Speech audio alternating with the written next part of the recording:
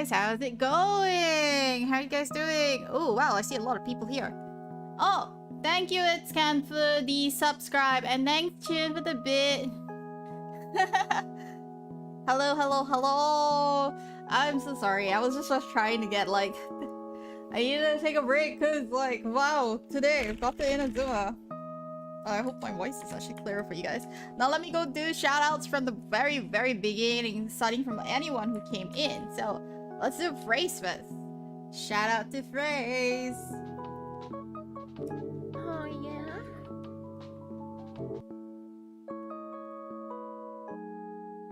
Wow, that's a very quiet little clip there. And we'll do Can.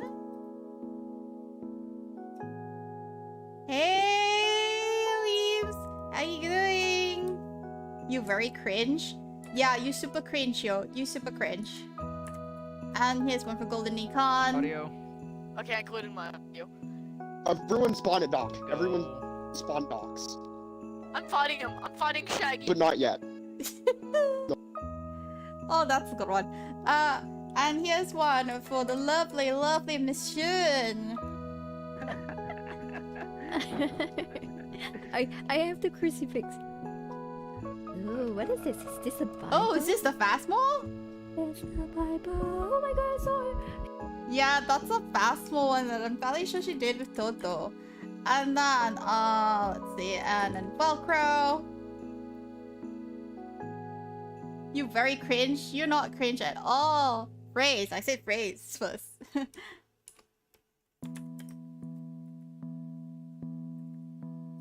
There we go. Beams. And then I'll give another shout out to the beautiful Anger Race. Race for the win. Everyone gets a shout out, okay? We have mutual equal love. Hey Golf, how's you doing?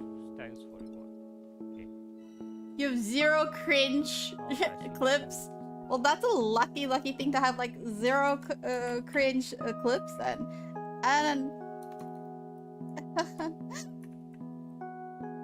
wait, let's go get like Golf's clip. I want to see Golf's clip. Hey, Lakugo, brother, welcome. Oh, they got my drone.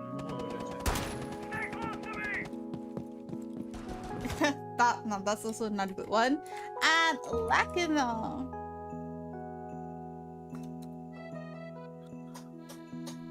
You have tomorrow off, Sui? You get a bit of a break today then. I feel like that's the only clip I see from Lakubo every time I do a shout out these days. You glad you got that name change? Oh yeah? Oh yeah? Well, okay. So, welcome to Tea Time with Myu Myu. It has been a long time, so to anyone who's new to the channel when I do this. So essentially, this is just a little quiet chit-chat session. This is where we'll just be chatting for a bit and just getting to know each other and just having a blast, just chilling, relaxing. So yeah.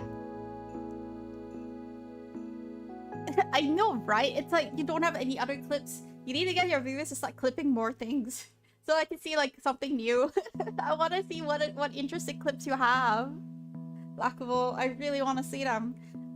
So yes, welcome to Tea Time with Myu Myu. A little recap. So this whole week, I did not stream Holo Pain because like I ruined my thumb the previous week. Still recovering. It's still a little sore with my brother Mana Fusion teasing me about it. My in real life brother. And so patch 2.7 has been announced for Genshin. So I am sort of rushing through and catching up with Genshin. So at this point in time, because I could not sleep last night, there was a lot of things that happened in the last week. So I ended up staying up until 8 AM and I have gotten in, I unlocked Prologue for Inazuma. I'm now in technically Inazuma, so yay, now I'm in Inazuma. So guys, those who wants to collab with me and basically run through and destroy Inazuma on my behalf and unlock all maps, I'm now in Inazuma. So congratulations guys, we can now start roaming around and collecting me some primo gems. Let's do this. So next week's schedule is gonna be completely just Genshin for any days that I'm gaming that's outside of collaboration. There are rest days. I've added in some rest days for myself finally. more because of work, also because of rocks. But then the other things that with the sudden change of things going on in my life, I need to spend a bit of time mostly on researching things. So up until the patch release for 2.7, and maybe it's 1 week after that, it would be purely on it would just be a purely Genshin section. Like, I know I like the mixing up, but now it's like purely Genshin session for the moment. I will be back. I swear I will be playing Hollow Pain to like maximize the amount of money that's been spent on the game. So I will be back to play that. But up until then, that's what we're gonna do. And in terms of collaboration, right now, after a bit of agonizing about what's the best game to play, we are going to be collaborating. So Gartic Phone is going to be scheduled for Wednesday. So Wednesday, my collaboration with Chun, Toledo, Raze, it will be Gartic Phone. So we'll be starting at 10 p.m. Malaysia time. Please come join us. We are going to be opening that in for people to come in and play Gartic Phone with us. Just keep in mind that we don't want it to be super chaotic in the sense that we can't accommodate everyone. We know there are a lot of viewers within like our streams that are interested to join in with Gartic Phone. So we may be limiting the number of players that can join from each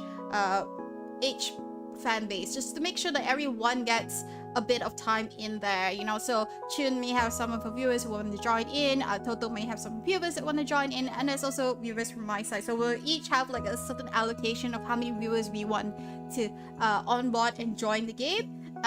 Obviously, to make sure that everyone has an equal opportunity to join in, we will also be limiting the number of times you can participate consecutively. So that's something that we're going to be discussing internally, just to make sure that everyone has an opportunity to play. Yes, Raze also has a slot. So guys, if you can't get in on our slots that we're going to allocate, jump in on Raze's slot. Raze has opportunities, but in order to join in on Raze's slot, you need to be actually a viewer and viewing Raze's stream. So that's the stipulation I'm gonna put there. You need to be a viewer on Raze's stream to be able to join in and partake in his slots. Hey Nuxtrix, welcome. Let me give you a shout out. Welcome to the channel. Don't worry, we give shout outs to everybody. Make sure everyone has equal opportunity and equal say and equal love, okay? So we're just talking about the schedule right now. So again, my schedule is going to be Genshin for most days, all the way up until patch 2.7 gets released, and also slightly after that. But collaborations are still something that we will do separate from that. So again, it will be Gartic Phone. If you have free time, come join in. We love you guys. We want to make sure that you guys get in. Now, I know a lot of you have been asking me why we're not doing Gartic Phone more often, and I want to just remind you guys that Gartic Phone, 13 June, yeah, I have plenty of time.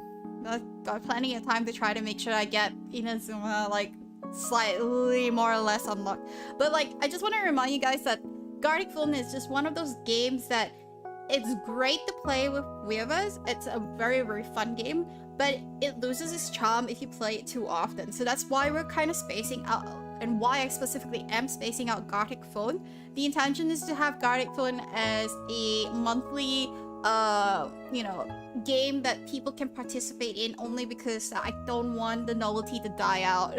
Okay, because the novelty will die out for some folks if you play every day. So just keep in mind that I do still remember what you guys want. Any suggestions or feedbacks that you guys give me, I'm always looking back on my suggestion page. I'm always looking back at the comments. I'm always just trying to remember what you guys want, and I'm also trying to fit it in so it can work. So even like with the current suggestions, they're a little slow when I get to them, with the redemptions, but once I get to them, it's there, so don't worry. Your voice isn't lost. I hear you guys. Now, in saying that, for those who were not on my stream yesterday, Valcro has redeemed an ASMR, a 10 minutes ASMR from me. Now, due to the limitations on how my mic works, so I couldn't actually have I couldn't actually put in and do the ASMR here because Streamlabs just doesn't allow you to create like double sound profiles, right? And I wanted to make sure that you guys could hear like the obvious difference between me speaking like this normally right now versus how it would sound like if you were to listen to an ASMR clip. So the ASMR clip has already been recorded. I did a recording this because I was awake, right? So I did a recording in the morning itself, and so let me just say it is very, very painful to do the recording because oh, thank you for the subscribe, Nuxmellow. Thank you so much. Thank you. So where was I? Yes, so because of just the nature of just how the mics pick up the volume, right? And I live in an apartment that's actually right near the highway. So when a car passes by or a motorbike is rearing their bike on the road, my mic picks it up easily, especially if I'm trying to do an ASMR clip. And so trying to do it early in the morning was very, very hard, very, very painful to do. I kid you not, it was like multiple takes. I think I took like an hour to 2 hours trying to take, and I tend to do it like as one full session. So it took me a while to just sort of like get that going. So it's been done already. So the ASMR is already available on my YouTube channel. So I'll just link you guys to it as well so you can check it out. I swear it's still like super new. It's super low key, okay? It's a very low key channel. The channel hosts a lot of like basically the go-to streams. So whenever I'm live, the backup streams are all here only because, you know, Twitch periodically removes them every week, so it's not really something you're gonna be able to rewatch again after a certain period. So I wanted to make sure that it's there somewhere, and then at the same time, it's also where I'm going to be putting some of the clips from Twitch. It's also where I'll be doing a lot of things. Yeah, VOD lasts for 15 days. Yeah, but then like if you, I think like if you're like Twitch affiliate or Twitch partner, it's like, yeah, then it's forever. Yeah. So like I just want to make sure that whilst I'm still around, I want to make sure that you guys are still able to review the sessions, because there might be something interesting that you like. And as you know, Tea Time with Myu Myu is just one of the more chillax things. I think like in terms of like the direction I'm intending to hit in the future, Tea Time with Myu Myu is likely like going to be like the permanent fixture for moving forward, which I want to capitalize on. I do want to change up the format a little bit so that in the future I'll have it like even including like interview sessions with like some of my fellow viewers, streamers, just to understand and get to know them a bit better on stream as well. So that'll be something that I'm not sure if anyone's interested. That's also something I'm looking into, as well as maybe creating like topics of the week. You know, if anything of interest that anyone wants to chime in and just sort of share their knowledge with people, that will be something that I'm looking to actually create and rebrand a Tea Time with Myu Myu with. But up until then, it's just going to be like a just casual chatting session. So anyway, for now, if you guys want to check out the ASMR clip, this is the ASMR clip itself. So yes, I have recorded it for Velcro. Yes, it's relatively raw because it's after like what 6-7 takes of it. I did change out the message in between so you can clearly hear the hesitancy in how I'm doing it. So there's almost little to no editing, but it's as best as I could get. My mic is really sensitive. Yes, it is. My mic is really sensitive. I've been trying to play around with the sensitivity, but it's a lot difficult. But like the ASMR clip, you can really hear the pops, even though I've got a like double pop filter and like even like a cover for my mic. You can hear the pop sounds, you can hear just the vibration of it. And like, because I can't, like, even as I whisper, there are certain things that I say that kind of goes a little bit higher pitch, so it picks up very quickly. Jane, hey, I'm so sorry, I just saw you. Hey Jane, welcome. Let me give you a shout out as well.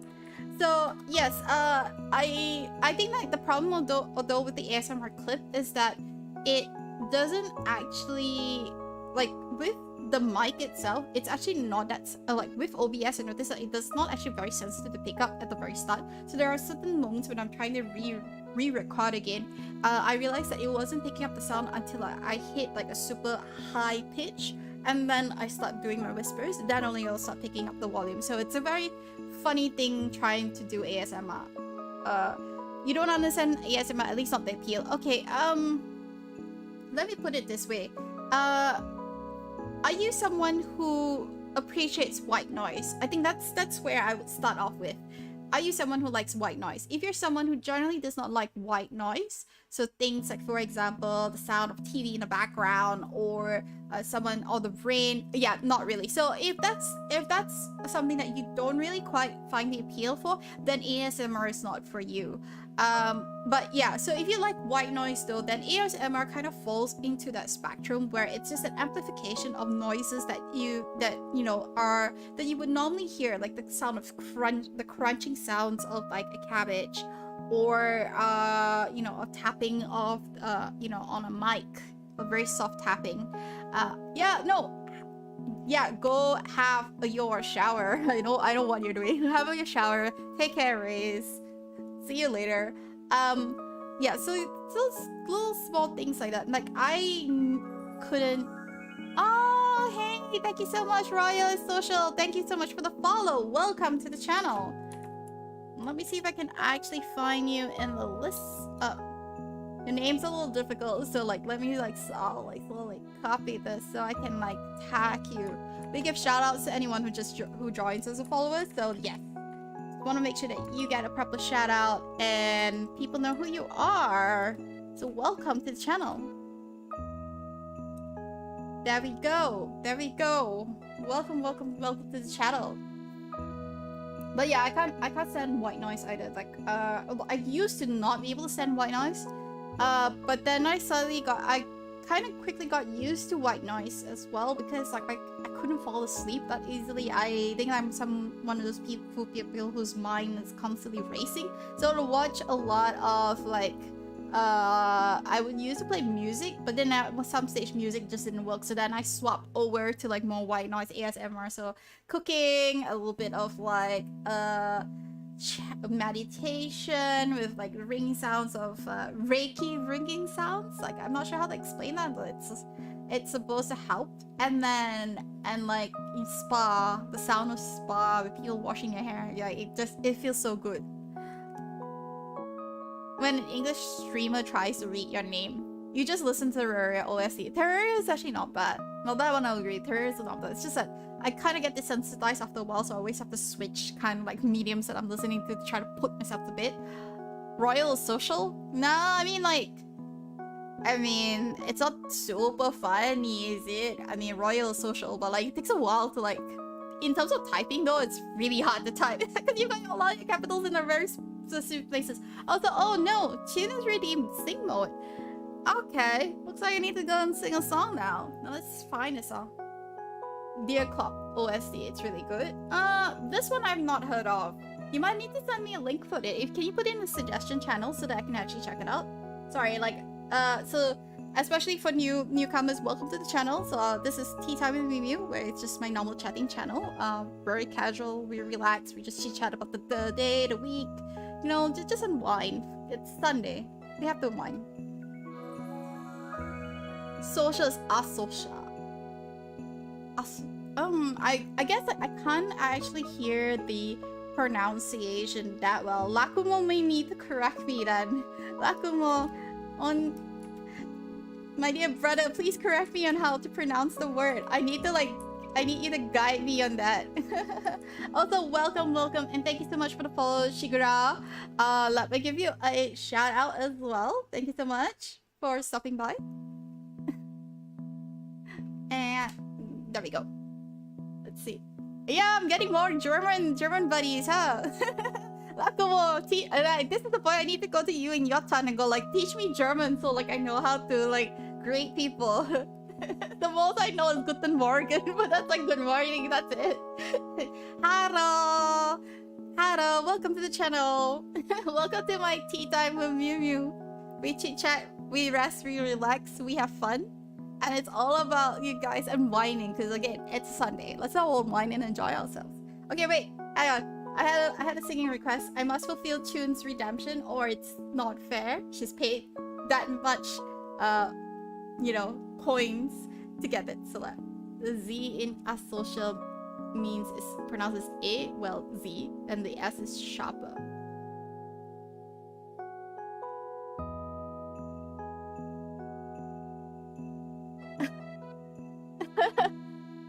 Okay, so you're not pronouncing it as social as in like the C sound, but the Z sound.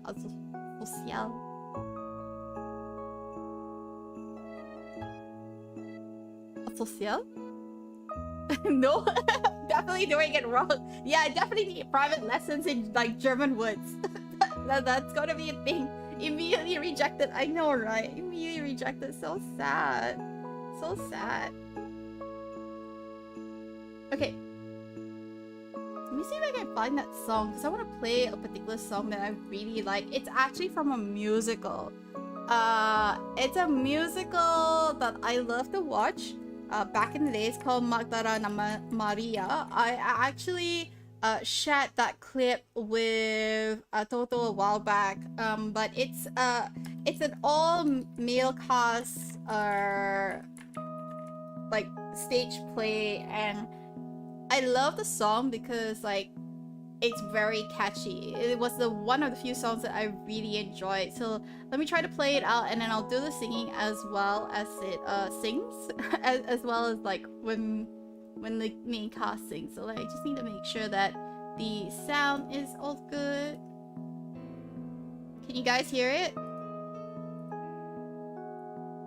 私は歌う誰のために私は歌う私のために歌わなくちゃ生きてられないそれが私の商売だからIsn't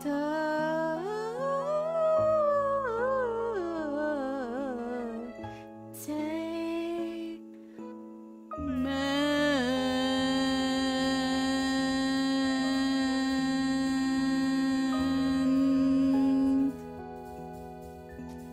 悩く瞳瞬きもせず君も本当は何もしてるののこないもお好きにどうぞ無事なんてしやしないバレペラストレートプレイ誰しめのでも帳消すどんと違がない暇つぶし現実なんてものじゃない誰も聞けないいくら歌っても誰も見てない冗談じゃないやってられないわねエンターテインメント映画もおしまいも一人で見に来てつまんでかければ彼氏と見に行け運転女のなくすみものじゃないの It's entertainment. Oh man, I can't really sing like some parts of the song because like he's really fast at it, but like yeah.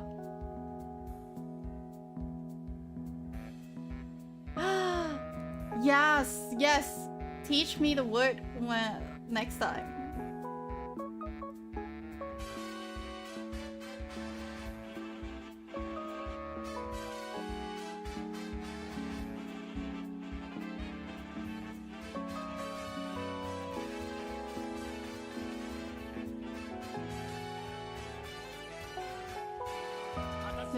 歌う誰のために私も歌ろうあなたのために It's entertainment 悩く瞳瞬きもせず見み物だけ見ればいいのだだも心配も堂々とだって誰も困って死ぬわけじゃなし誰オペラストレートプレイみんな沈まめのショーケースのぜしがない暇つぶし現実なんてもんじゃないやつなんて戻べなを生む自分の勝負って変わらな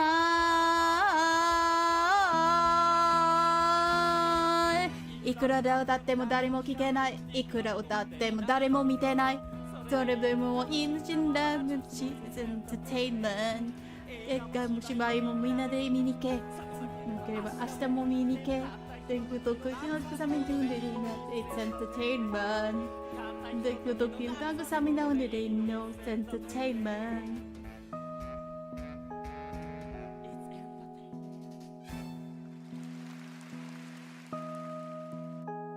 I really like that. Like that was one of my favorite like stage plays. I used to watch a lot of stage plays from Japan because there were people who used to put it up on the internet, and so it was accessible. And I loved just seeing how they do it. Like even until today, like if I have an opportunity, I would love to be able to attend stage plays just to see how people perform, because I think like on stage, it's a lot more strenuous compared to like movie or film acting where you're not acting in front of people, because people can see all your mistakes. So I always think like stage play actors, they really have it all together.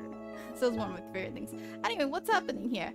A slight warning though, you should maybe not describe some of that name if that's the word I'm thinking of Royal has in their name. What does it mean? Yes. Exactly like what Velcro is asking. What does it mean by like with that name? I'm curious. Also, I hope you guys were able to hear It's Entertainment Mekdara na Maria, because again, love that song. But I do think I should get something else going, so let me just see if I can find any other song that it's not Mandarina Maria related, so that you guys can actually check it out. So let me just look for something else that's a bit more chillax.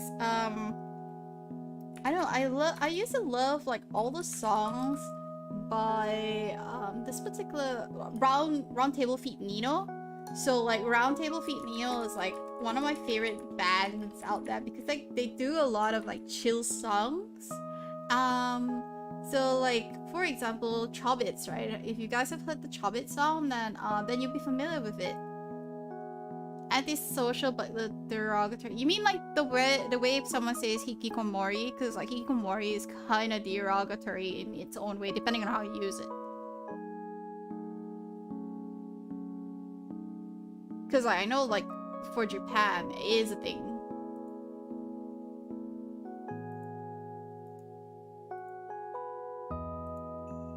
You have to check up the word. Okay. Well, so check it out then. I mean, like it's the same like otaku. Otaku has kind of became like the otaku has also kind of goes into that level as well sometimes. So yeah.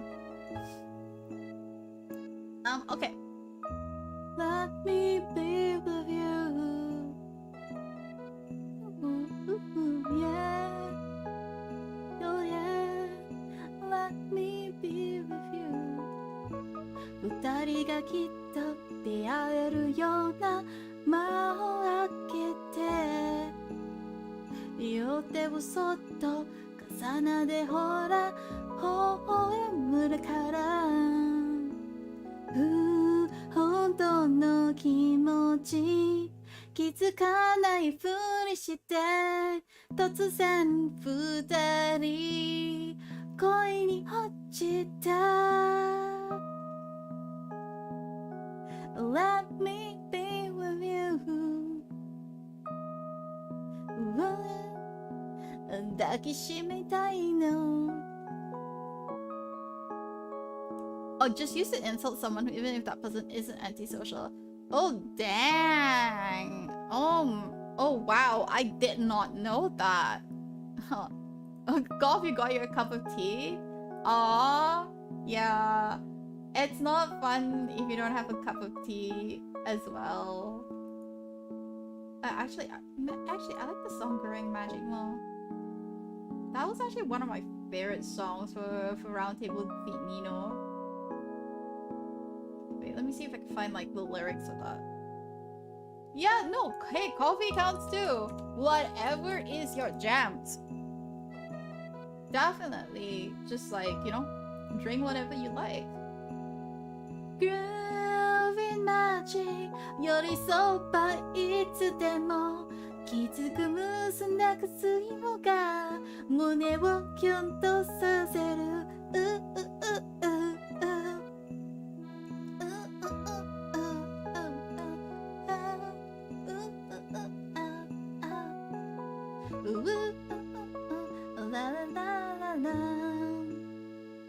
背の高いあなたが見下ろしているのよそっと髪を撫でるふりをして近づいてきたいのどうしたのって So it's lost its meaning? Wait, you got Coke? Wait, what? Go away, Ken. So it's lost its meaning but still retains it's not been on too much caffeine. Yeah, I think like if you're on too much caffeine, you do have to dial back. But then again, doesn't a lot of people say like tea has a lot of caffeine as well? I'm not sure. Well, I'm not sure anyway. But like I have heard it. Oh, I need the instrumental for Grey Magic. Shit. I realized I can't actually sing without like this one is one of the few that I might need the instrumental for. Let me see if I can find it.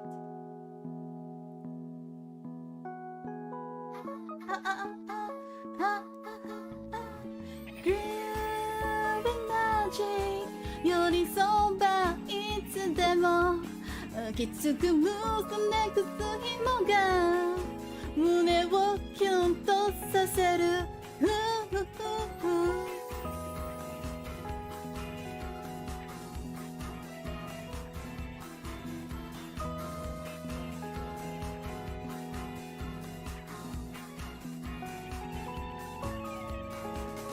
背の高いあなたが見下ろしているの外髪を撫でるふりをして近づいた行きたいないのどうしたのってじらさないで恋のカウントダウン準備ないつでもルーマジそうだついに溶ける甘く切ない恋の色胸のキュンとさせる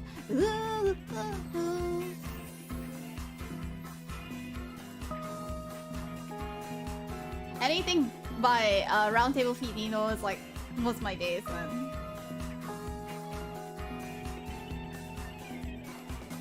Cute 抱きしめるとかいろいろしてたいの女の子上手に扱うのは男の子次第 Once again 勉強してよ学じゃきっと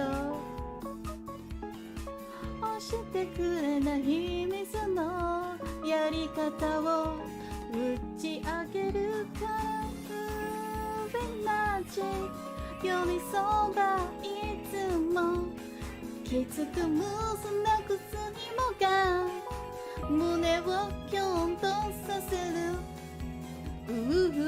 ララララ I actually don't remember the last bits though because like this wasn't one of the few songs that I actually listened to the far end.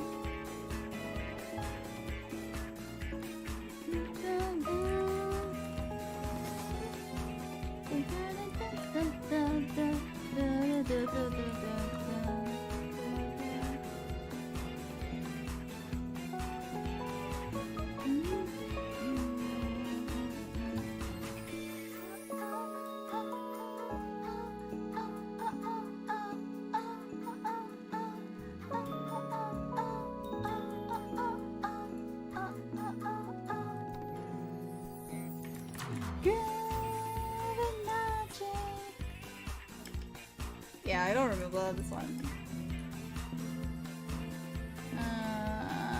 Wait. Let me see if I can find like another song to sing, but like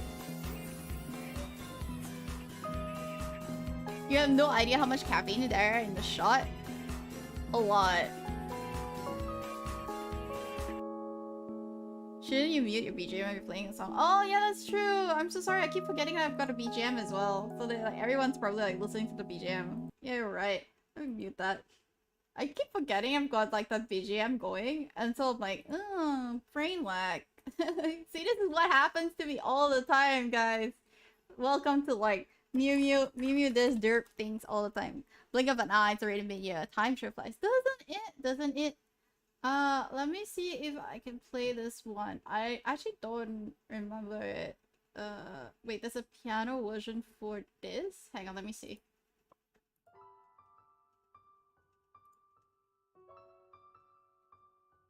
Let me see if like I remember this one.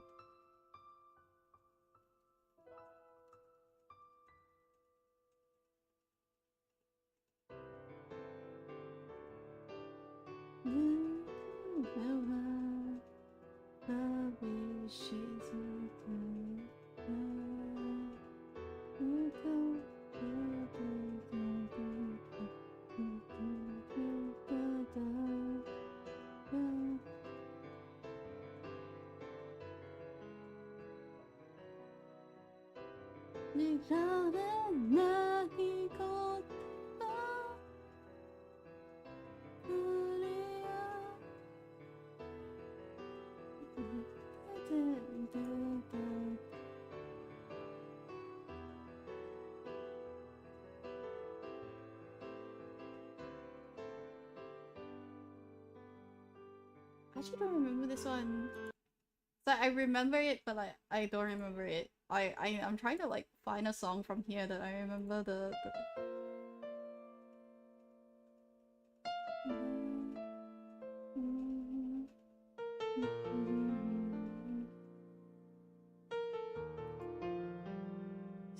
Is it the other one?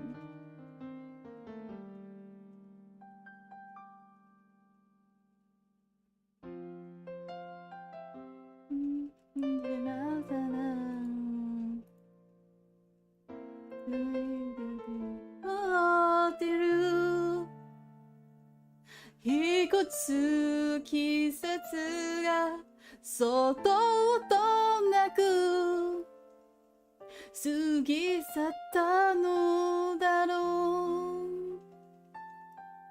う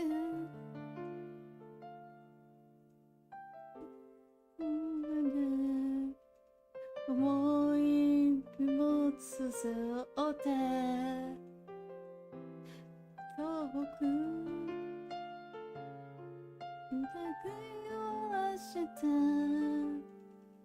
明日を見つけるこの手を込める落ちる探していた失うほどにこの想いが確かに立ってく今ならきっと歩いて行けるどこまでも Oh my god, I like forgot like half the song here until I listened to the chorus bit.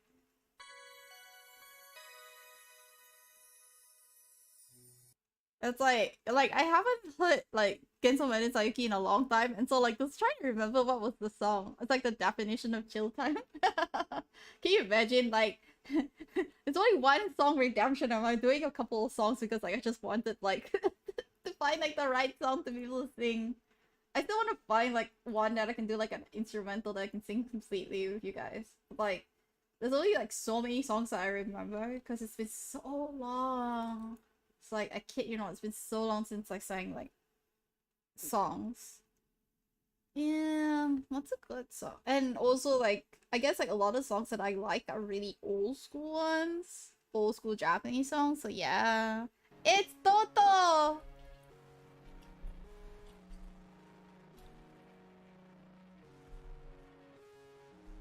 Bruh.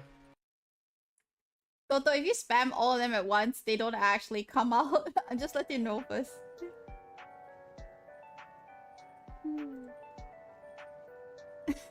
Yeah, then do them like one at a time, wait for the clip to end and then do the shout out. The golden J-pop era, yes, like the golden J-pop era is like the thing. Like I really like the golden J-pop era. Yeah, Toto. It doesn't cue that well. Wait, let's just do a shout out for Toto first since I already did all the other shout outs. Toto shout out! No, it's not about the spam, it's just I need to make sure like they all get focused. Stock, dude. Bruh, not even your latest one. Look at that. The romantic heart. Look at that. That's that's the line. I don't know if anyone's ever heard of this song called anime called Eden's Bowie. That used to be like a thing for me in my past. Where are you now? Yeah, where is Toto? Toto's home!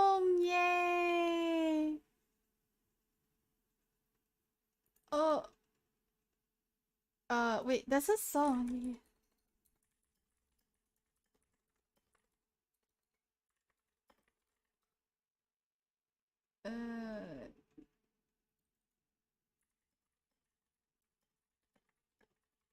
What? Why would I? Why would I keep him there? No. Okay, wait. Let me see if I can find that particular thing, because there's this one that I really like and I used to cry a lot. I kid you not, I would cry at the ending.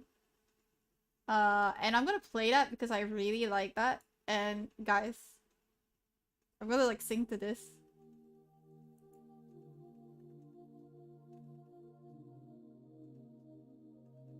This is like the song that was the definition of tears in my high school days. I don't know.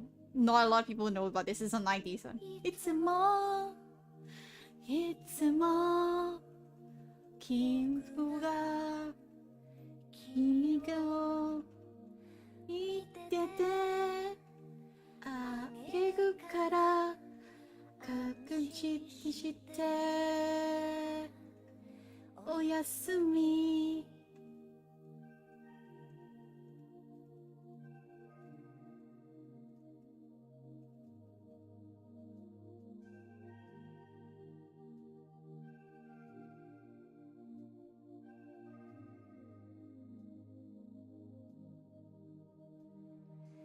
傷つけ合うことに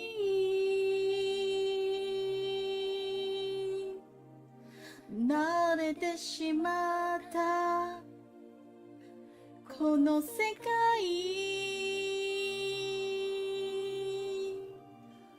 そこで僕らは生まれ育った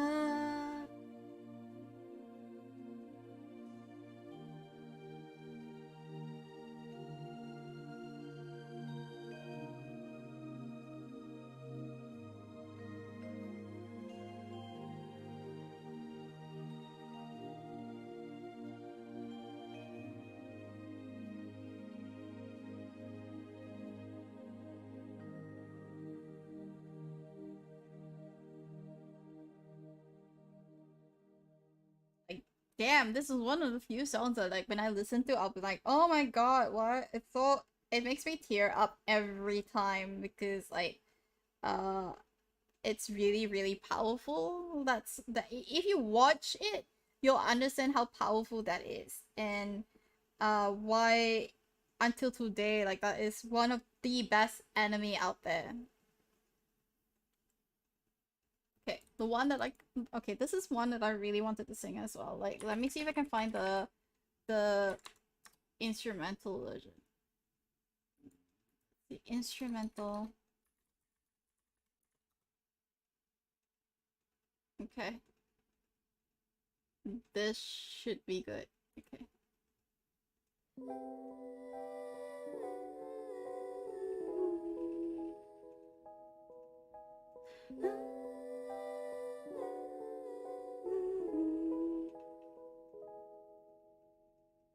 とても嬉しかったよ君が笑いかけてたすべてを溶かす微笑みで春はまだ遠くて冷たい土の中で芽吹く時を待っていたんだ例えば苦しい今日だとしても傷を残していても信じたい心ほどいてゆけると生まれ変わることはできないよだけど変わってはいけるから Let's stay together いつも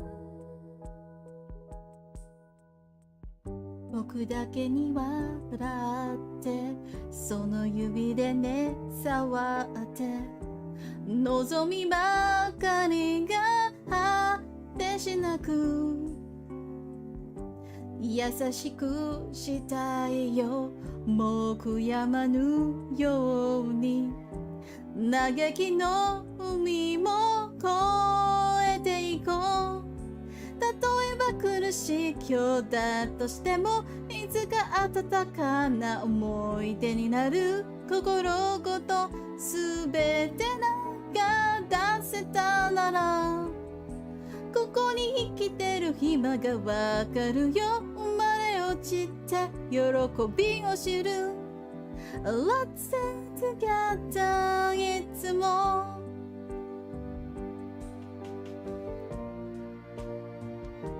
I actually have not watched Slam Dunk. Can you believe that?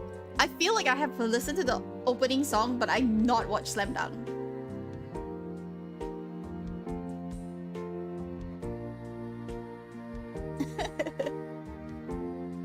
No, actually the one that I have watched is like the Prince of Tennis series, the entire series, because I like Prince of Tennis more. Pretty boys, you know.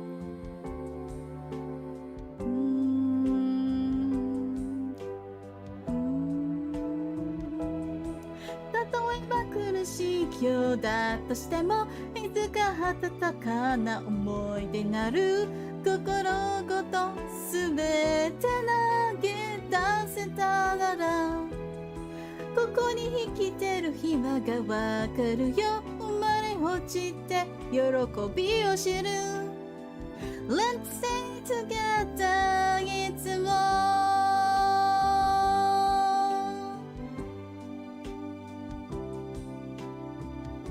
Hey B-boy, how are you doing?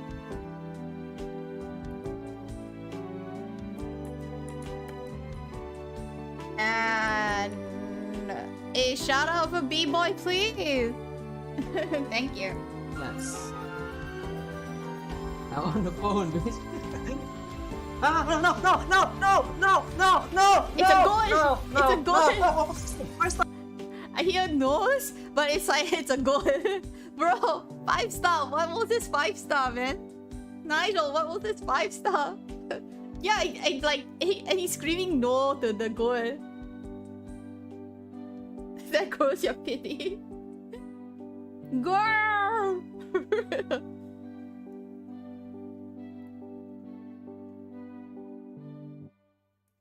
I don't actually remember any of the Slam Dunk ones.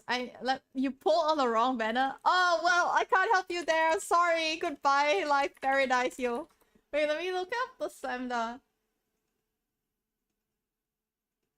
Kimi da to suki sakebitai. I don't actually remember any of this. Yeah, I don't think I actually watched. Yeah, I bet I didn't watch Slam Dunk, so like I don't actually remember any of the songs from Slam Dunk. You say Prince of Tennis? I might have. I actually can actually do a Prince of Tennis. Goal or wrong banner. Goal or wrong banner is still goal, okay guys? Still goal. So relatable. Tennis no oji-sama. I don't want the Kimeru song, so I'm gonna skip. And Prince of Tennis had like way too many songs that I like, kid you know, like, it's so annoying to like try to sing anyone. You got get donna. Haru Yokoi? I might. Hang on, let me look it up first. Haru Yokoi.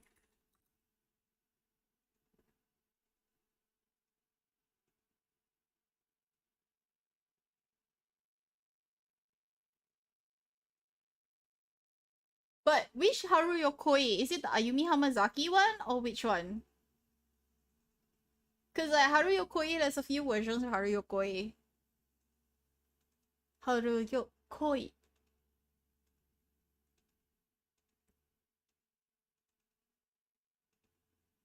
So which version is it? Because I probably have to look it up. Utara Hikaru? There's a lot of versions, yeah. You want the Utara Hikaru? That's a lot. Because there's a lot of singers that actually have that like that particular name for the song Haru Yokoi. Like when I look it up, I see a few versions.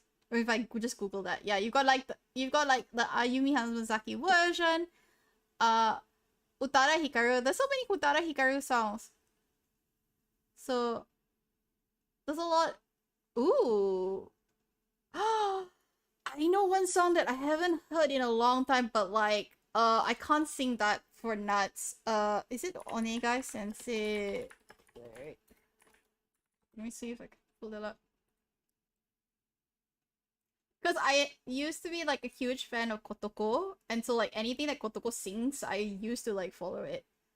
Yeah, I mean you can suggest songs if you want, but like let me see if I can find that Kotoko. I can sing a bit of Utada Hikaru songs. Wait, let me see. Okay, let me see if I can pull this out. I'm not sure if you know this song. Yeah, I'm a Kotoko fan. I mean, I started from her Onigai Sensei Onigai Twins days, okay? So, like, I'm a fucking huge Kotoko fan. And by the way, though, this one is not instrumental, so you guys gonna have to bear with me trying to sing it. Butterfly? Oh, yeah, I can sing that one.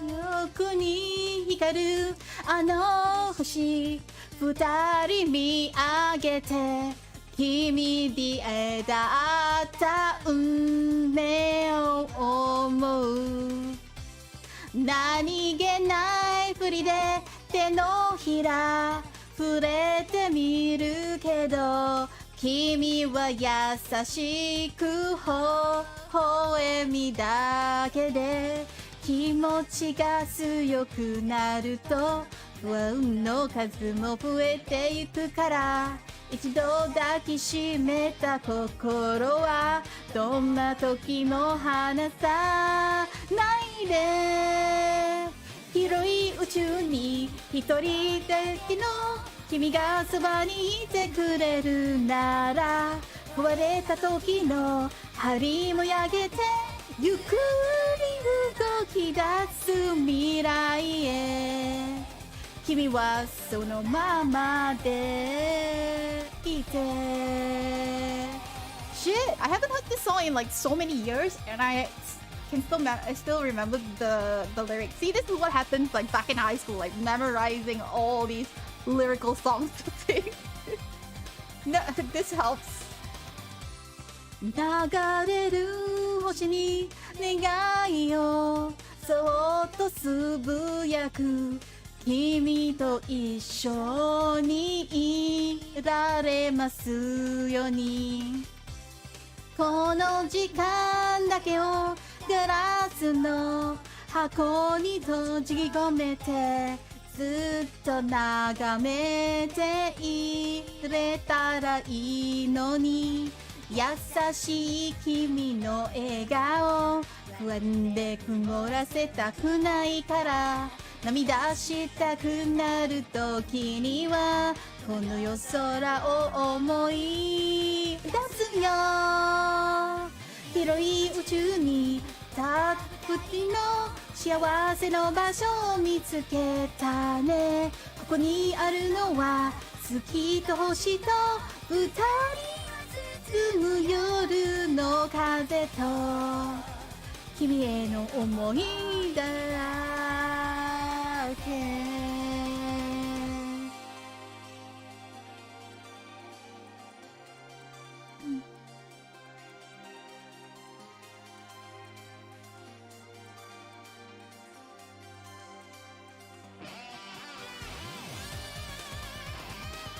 Oh man, Kotoko is like Kotoko is one of my first few loves. She's just got such a good range and power in her song.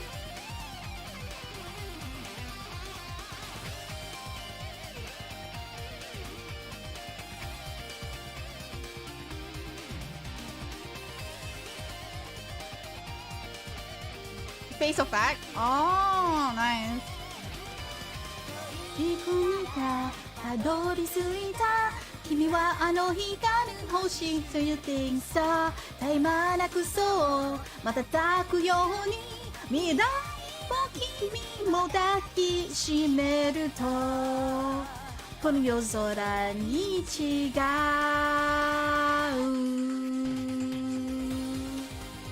So I knew her because like she did a lot of songs. She's part of a circle with Leah and the gang, and they would be told to actually do songs for like for anime, but also games. And a lot of the songs that they sang for were for H games at that time. So Onigai Sensei Onigai Twins was apparently a H game that was made into a R15 anime. And at the time when I was watching it, I was like, oh, that's really cool. And then I found out the background of it. But yeah, Kodako is like amazing. She sings beautifully, and so I love like most of the songs that she's come out with because like it's glorious. Like I think Leah could probably do the angel beats, My Soul Your Beats. It's a bit fast, but I can do that one. Okay, let's see. You guys putting in suggestion? Are you? Oh, I see chats. Okay, wait. Let's see. What did Chun, you wanted me to sing an Utara Hikaru song? Which one though? Which song did you want me to sing Utara Hikaru? And Lakumo, I'll do Butterfly after that. Koga Ninpo Cho. No, let's play that and see. Cause like there's some songs that I might have heard, but might not have. But wait, hang on. We go in succession because I want to make sure everyone gets a say. So let's start with Chun first. Chun, which Utara Hikaru did you want? Oh, you love listening to the game OSTs. Yeah. Oh, Aru, you have like solid selections there, right there. Chun, Utara Hikaru, come on. I'll let you pick the Utara Hikaru song that I was singing. So I know most of her songs. So I could probably sing them. Knowing them and having the same pitch is different, but like I could probably sing them. Thank you for the hydrate. I will get some water in me. 2 hydrates? Okay. Okay.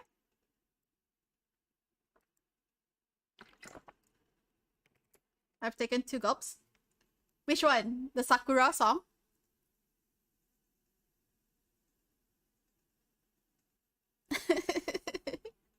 Which song is it? Because like she has so many. There's also First Love. There's all the like there's all the Kingdom Hearts songs. Hikari. But yeah, First Love. You are always gonna be the one your mama da da na na na na na song. 新しい歌歌えるまで Yeah, First Love is this one.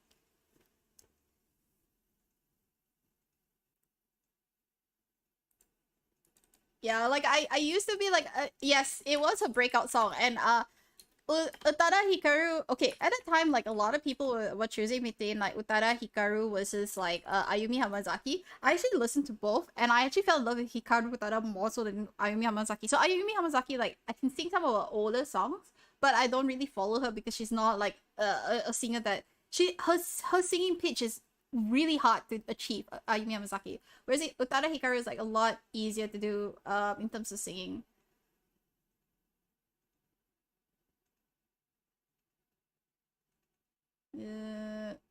Wait, Hikari is which one? What was the English version for Hikari? Because I'm trying to remember the melody right now. It's a bit hard.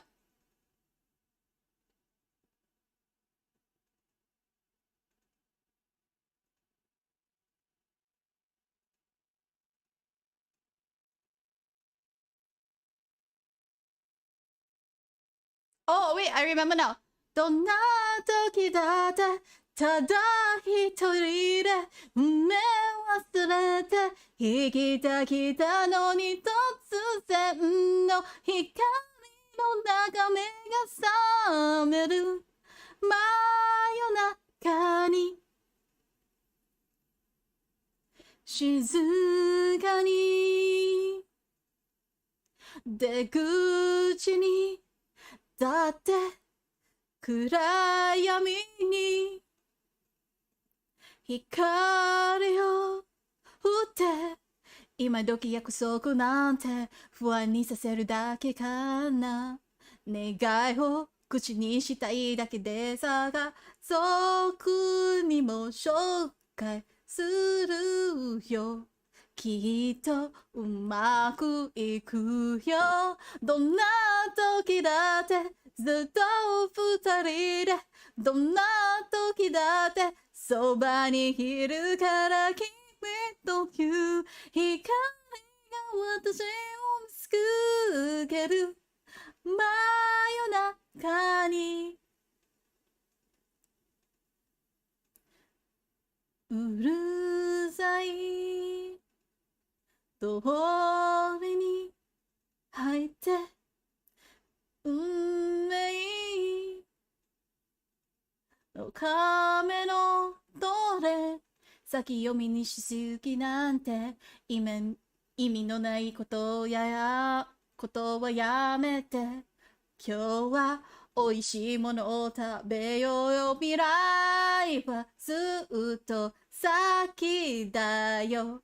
僕にもわからない。完成させないで、もっとよくしてワンシーンずつ沿っていけばいいかな。君という光が私のシナリオ映し出す。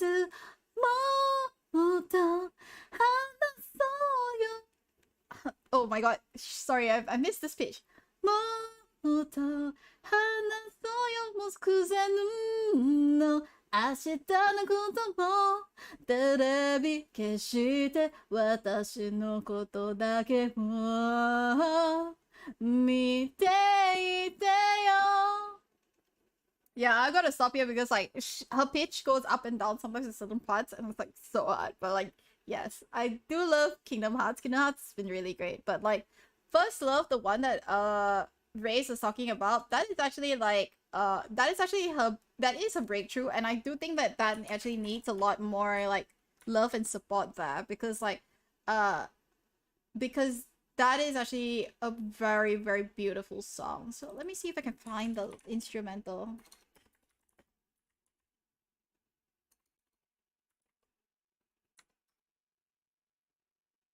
Yeah, let me hydrate with that as well. Okay, let's see. Sorry, advertisements on YouTube. Things that I hate the most.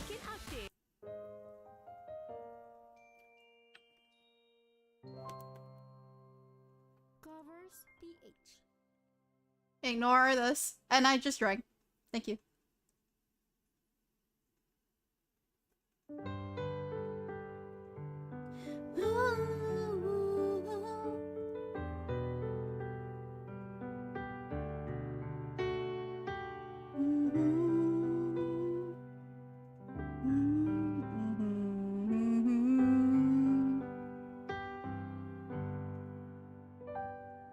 最後のキスはたばこのフレームがした苦くて切ない香り。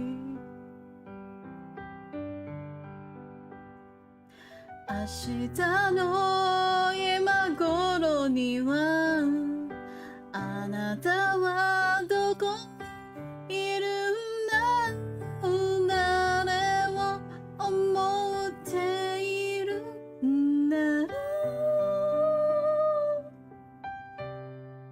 Yeah, you were always gonna be my love.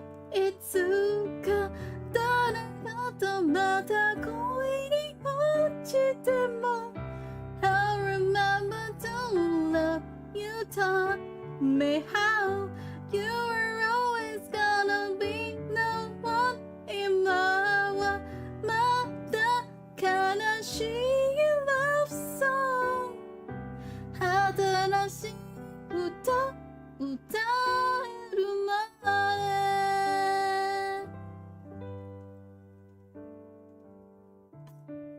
Man, I'm breaking my voice. Doesn't it? It's like the good old days.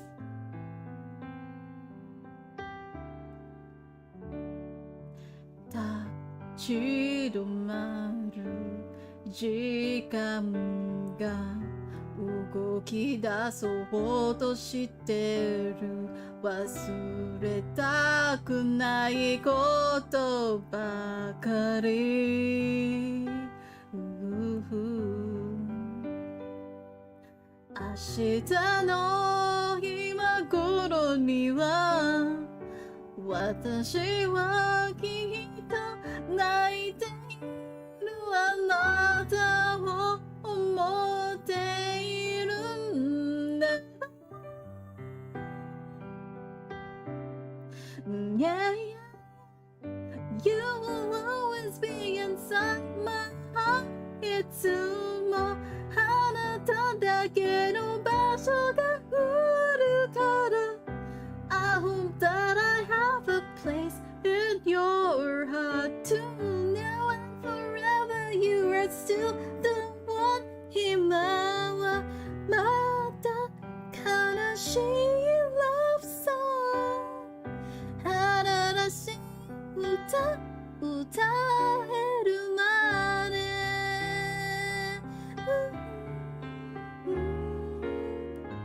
You were always gonna be my love いつか誰かとまた恋に落ちても I'll remember to love you tell me how You were always gonna be the one まだ悲しい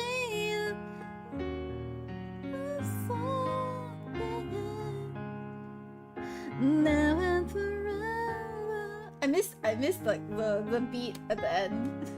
I'll hydrate now. I'll hydrate now.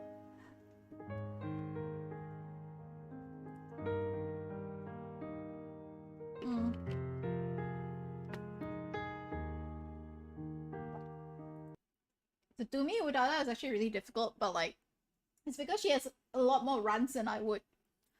Okay, so we're done in the KH bit. Technically, that was Tune's request.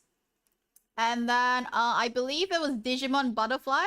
So let's go to Butterfly. Let's see if I can find the Butterfly karaoke song for Digimon. Because, like, Lakumo's been waiting for this, so, like, I must give that... Oh, there's a few versions for it, but, like...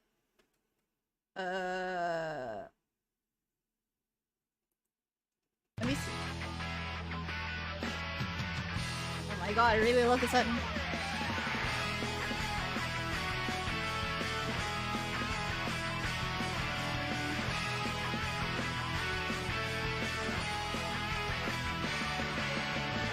Pinto になってきらめく風に乗って今すぐ君に会いに行こう I can't do that. I can't do song. 余計なことなんて忘れた方がましさこれ以上されてる時間はない何がウォーウォーウォーウォーこの空に届くなろう何がウォーウォーウォーウォー明日の予定もわからない現代な夢の後も何もない世の中じゃ想像としい思いも負けそうになるけどステージ系がちなイメージよ誰かのやるいない翼でもきっと飛べるさ Oh my love This is nostalgic to the back but I don't remember the other half I always think the first part shit This is gonna be tough now 枯れた蝶になって一途な風に乗ってどこまでも君に会いに行こう曖昧な言葉って意外に便利だって叫んでるヒットソング聴きながら見てウォーウォーウォーウォーこの街に響きのだろうだけどウォーウォーウォーウォー浸してても仕方ない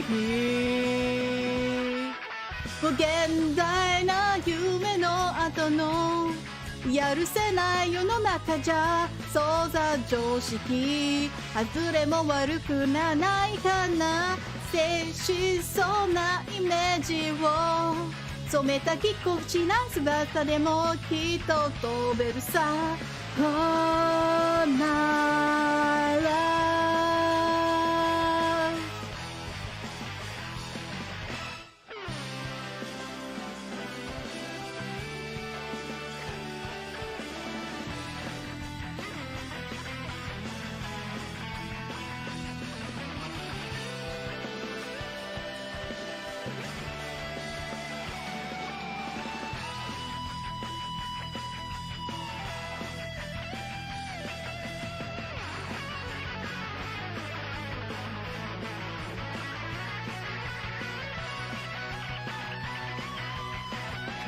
We'll just back into the classic.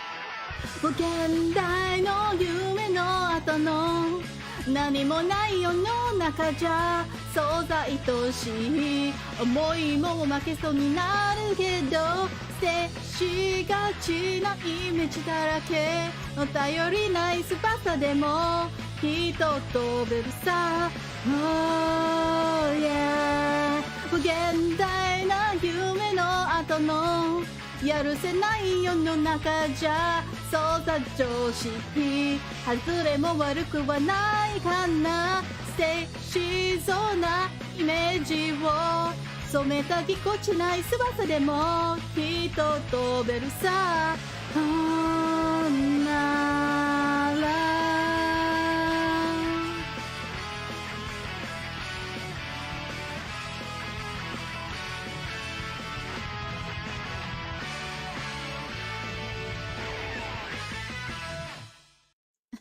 That was fun. Okay.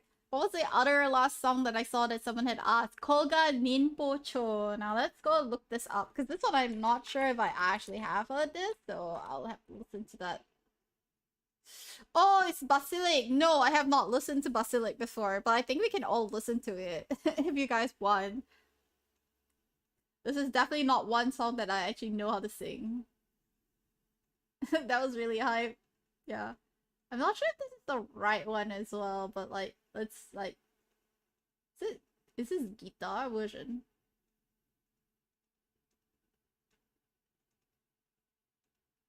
It's from Basilic, isn't it? Because like,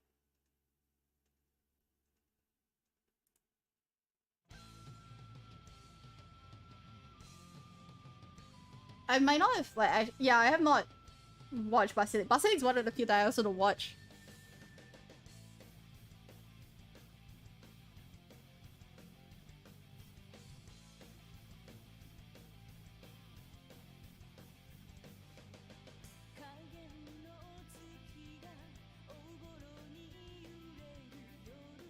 Yep. Nope. I've not heard this one before.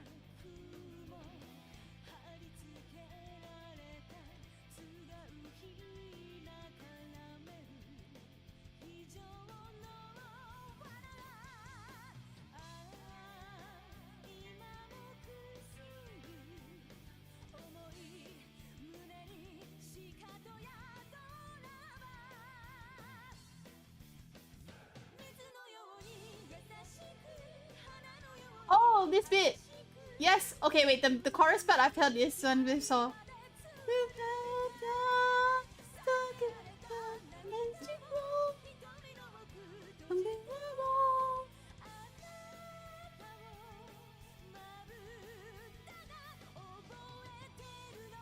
I've heard at least the chorus bit before, yeah.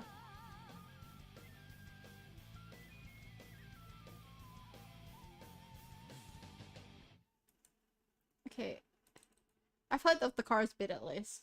Let me see if I can find this song.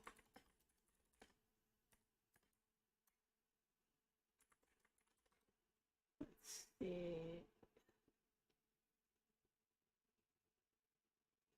I think some of you will recognize it, some of you might not. We'll see.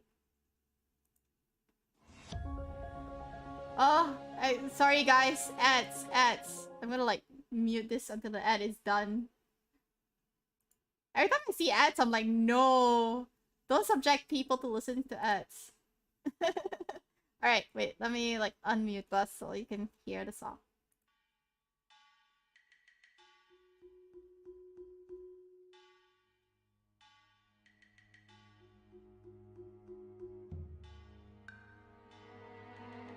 Sponsor me, YouTube Premium.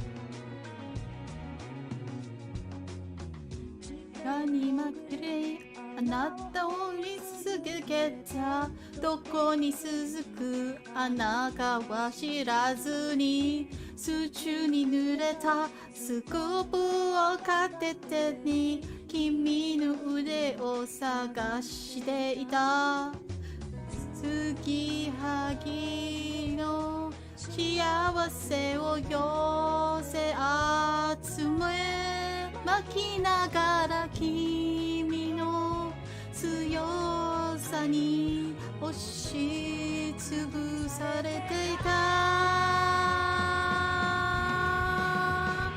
焼きすぎ焼けすぎ剥がれない手のひらと力が翼で赤く染まる雲まで上手に羽ばたく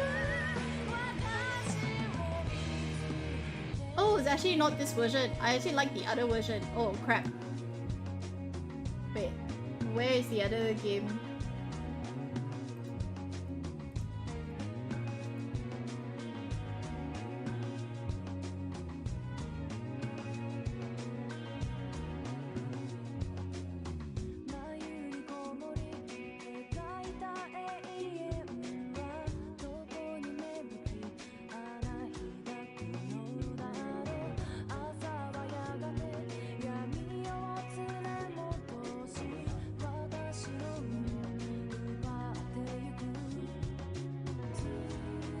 Hey, wait, sorry guys. I just realized that the one that I wanted to sing was this other song. Let me just try to pull this up. Cause I like the Fatal Frame series, so this is like one of the few songs that I really like from Fatal Frame.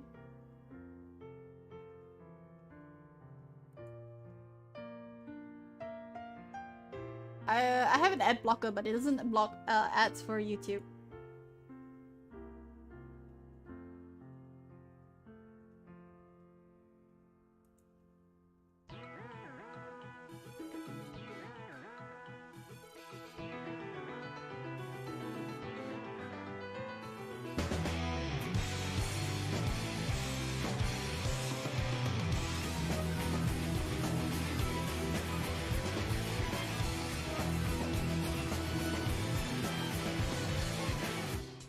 壊れた機械は夢を見ている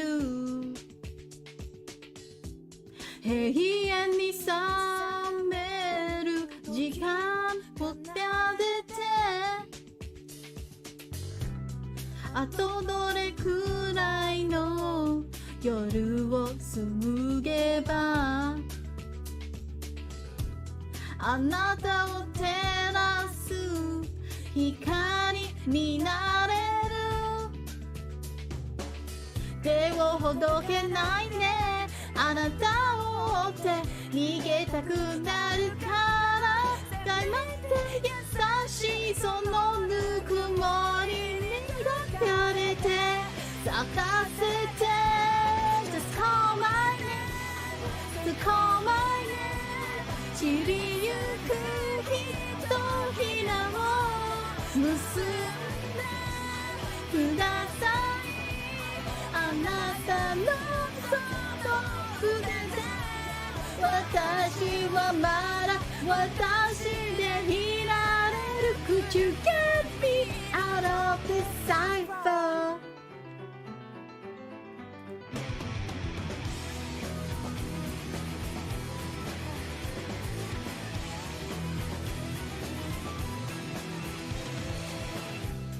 無数に響く音色の中で私の声はちゃんと聞こえる目をそらさないであなたの思う私じゃなくても空白から未来へ綴る調べを捉えて Just call my name So call my name 散りゆくひとひらを数えてくださいあなたのその胸で私はまだ私でありたい Could you get me out of this cipher? Hey, hi Dennis Play, thank you for the follow. Giving you a shout out here as well. Thank you, thank you.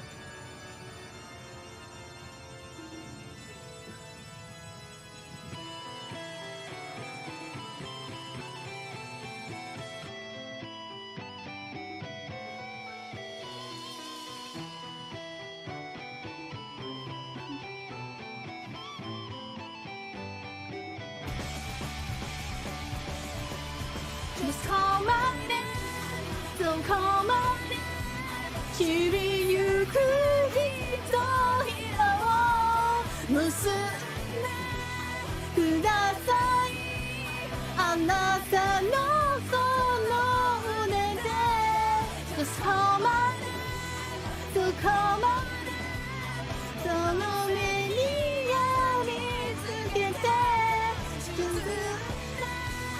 生きたいあなたのその腕私はまだ私でいられる Could you get me out of this cipher?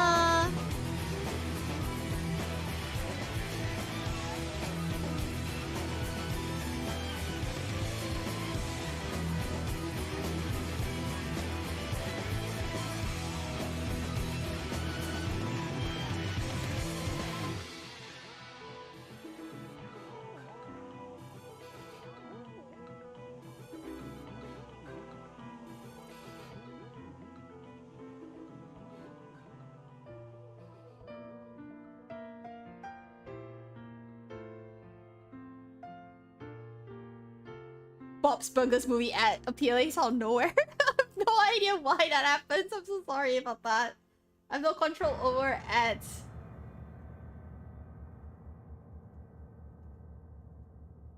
You notice I don't usually put ads in my stream. Although like I need to start putting some. So okay, let me go through like the comments right now. The song suits me better. Yeah, I guess because but Amano Sukiko's tone is more rock based and lower tone, so it's a little easier for me to sing, and her pitch is closer to mine. Well, girl, the title of the song is Zero no Choritsu by Amano Sukiko. It's basically the Fatal Frame 4 ending. I'm just gonna paste the name here as well. I play. Hello, I'm a YouTube VTuber named Kawaii VTuber. I'm recording a video asking streamers if they can check it out. If you don't mind, you can. If not, no problem. Thanks anyway. I'm not sure what video you're referring to. Welcome to the channel first and foremost. And I'm not sure what video you're recording on YouTube itself. And I'm not sure what the content is about. Maybe you could tell us a little bit more about what it is, and then that will also encourage some of my viewers to also check it out. So if you want them to check it out, I think it'd be best if you actually talk a little bit about it so people know what to expect. But anyway, thank you. So I do like that's why I keep saying like there's a bunch of songs that I really like. So I'm playing back like for background music, but like there's a bunch of songs that I really like, and they're kind of like spread around across a few genres. I'm very old school as well, so like I have to. In theory, I need to listen to songs repeatedly, non-stop, and the song's tempo has to be a bit slower. So you'll notice that nowadays most songs are pretty fast-paced. It's a bit hard for me. It's a bit of a tongue twister for me to sing them. So I try to, and I prefer to listen to a lot more melancholic or lower beat tones, which will make it a lot easier for me to sing. But anyway, I think that comes to the conclusion of like karaoke session because you guys have like free karaoke. This was not meant to be a karaoke session, but apparently it turned it into a karaoke session. Oh my god! Thank you so much for the shout out on Twitter. I just saw that, Golf. Thank you so much. I'm gonna just like casually like retweet those because I did not realize that you did that. Thank you. Much love there. But yeah, so yeah, so actually anyway, a bit of karaoke is good stress relief. A little bit, I guess, but like, you know, as someone who has to use her voice for like work, a part of me also does not like to do karaoke too much because I realize that I let it all out within like 2-3 hours. And then I come back the next day and it's like, oops, dang it. No, I've lost my voice. Really nice trip down memory lane. Yes, I am grateful that you had a trip down memory lane. In fact, actually, that's one of the things that I like to do is my goal probably, if I'm able to be able to get a new place where I can do recordings properly, is to do a lot more video mixes and covers for older songs. So I'll love to be able to like actually like go back and revisit all like the old 80s 90s songs, pick out the ones that were really popular and then just sort of like do covers of them, because like I know nowadays a lot of VTuber singers, they tend to focus on like more modern, more new songs. That's great, and I think that that's definitely going to get a lot of people coming in to check it out. That's fine, but like I haven't seen a lot of older songs being revisited, and I really do miss older songs, so I would love to do like a few covers of those. It's gonna cost me a bit to get those mixed though, because I'm probably not that good at mixing them or like getting covers and like actual artwork and stuff, which might actually just be like whatever you guys are chucking in to me for subscriptions. Like I think I'm just gonna put that money down into like the mixing and the cover arts for it. But like yeah, so that's the goal in mind, is to eventually like have a session where I like just do singing non-stop, and that'll be like something you'll be listening to on like on live, like hearing me like repeat a song multiple takes. Like I was trying as well, you guys have heard like Mixed Nuts, the new song from Spy X Family, right? Like I was trying my best to sing it. No, not Mixed Nuts. It's actually the ending song for Spy Family. The Gen Hoshino comedy. I think that's the name of the song. Comedy. Like I was trying to get the beat, and it's like really difficult because like because it's just the pitch itself. 争い合って壊れかかったこのお茶目な星で生まれ落ちたから様子もの涙枯れ果てた帰りゆく場所は夢の中こぼれ落ちた先で出会ったただ秘密を抱え普通のふりをしたあなたと探し諦めた私の居場所は作るものだったあの日交わした血に勝るもの心たちの契約を手をつなぎ帰ろうか今日は何食べようかこんなことがあったって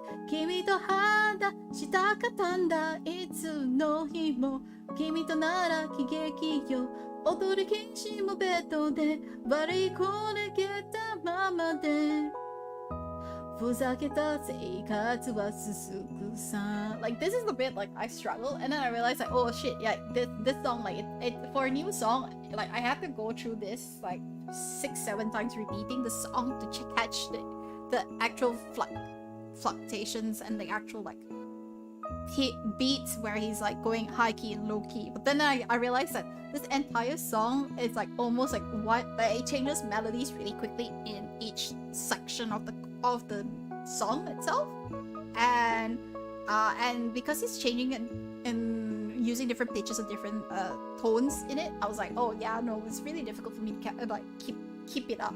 Like he's got some songs that I can, but not all. So yeah, so it comes out to like yeah, I'm pretty bad at it. Pretty bad at it. I have to try it, but like pretty bad at it. Anyway, yeah, so I'm glad that you guys like enjoyed the trip down memory lane. That always makes me excited whenever I have that as well. Anyway, so tonight's stream is actually a relatively short one, and you're gonna also start seeing that for most of my streams right now, I'm also gonna be trying to shorten the time. It's also because like I realized that the longer streams that I do put in, it does have an adverse effect for me in terms of like sleep patterns as well. So at this point in time, I'm going to be testing out a few things over the next couple of weeks. The first one obviously is with this upcoming week is that more rest days. You'll still have like at least about 4-hour sessions of 4 hours per day of streaming that I do, that I'm going to be putting in. But hopefully the rest days will also mean that I'll be sleeping early, and that should, I guess, let's see some improvement this week. And if that's not the case, then what we'll probably be seeing the following week after that is that I'm going to be changing the time of my stream, and maybe shortening the time of my stream, only because I just want to make sure that I've got a great balance between them, where it doesn't feel like I'm overexhausted from trying to do streams, but at the same time I'm also able to give you guys some quality time when you come by, because I don't want you to feel like you're not getting enough. Now, there's been a constant debate, and I'm sure you've heard about it on Twitter if you are VTubers. If you're lingering around the VTuber like hashtag, then you might have seen these debates going on where people are saying like, what is the optimal time for streaming? It's usually like some say 2 to 4 hours is not good enough to be able to attract people in, and I'm fairly sure that most people are saying that are people who want to make this their living. And I get it, you want to attract people's attention, you need to be in an optimal time zone, you need to have, I guess, also be hitting the right formula for it. So that's going to be really difficult, and so because like I'm not aiming to do it full-time, or rather, if this ends up becoming a full-time job, I like it to be because of all these short streams that I'm doing that eventually, I guess, hits or resonates with people. I'm not like expecting a lot of numbers, but like good enough for like, I guess, the survivability of the channel. I don't know how to say this, but like, yeah. So but I am doing it more like just to have fun as well, and so I don't think I should be doing long streams that are going to eat into my day job, and also impact how I'm going to be performing here. So yeah, so that's what I want to do. So yes, having good sleep, making sure that I've got enough work, life balance between that, and also giving you content is what I want. Now I do agree that 2 hours is fairly short. I think anywhere between 2 to 4 hours is usually optimal, because you're getting a bit of meat in it, right? You're getting a little bit of more content you'll be able to see. I do think though that sometimes I get really exhausted like doing a 4-hour stream. So shortening it will mean that I'm able to give you this enough high energy pitch that you enjoy. Yeah. Hey Royal, welcome back. Welcome back. Did you go out for lunch or something? What time is it now over there?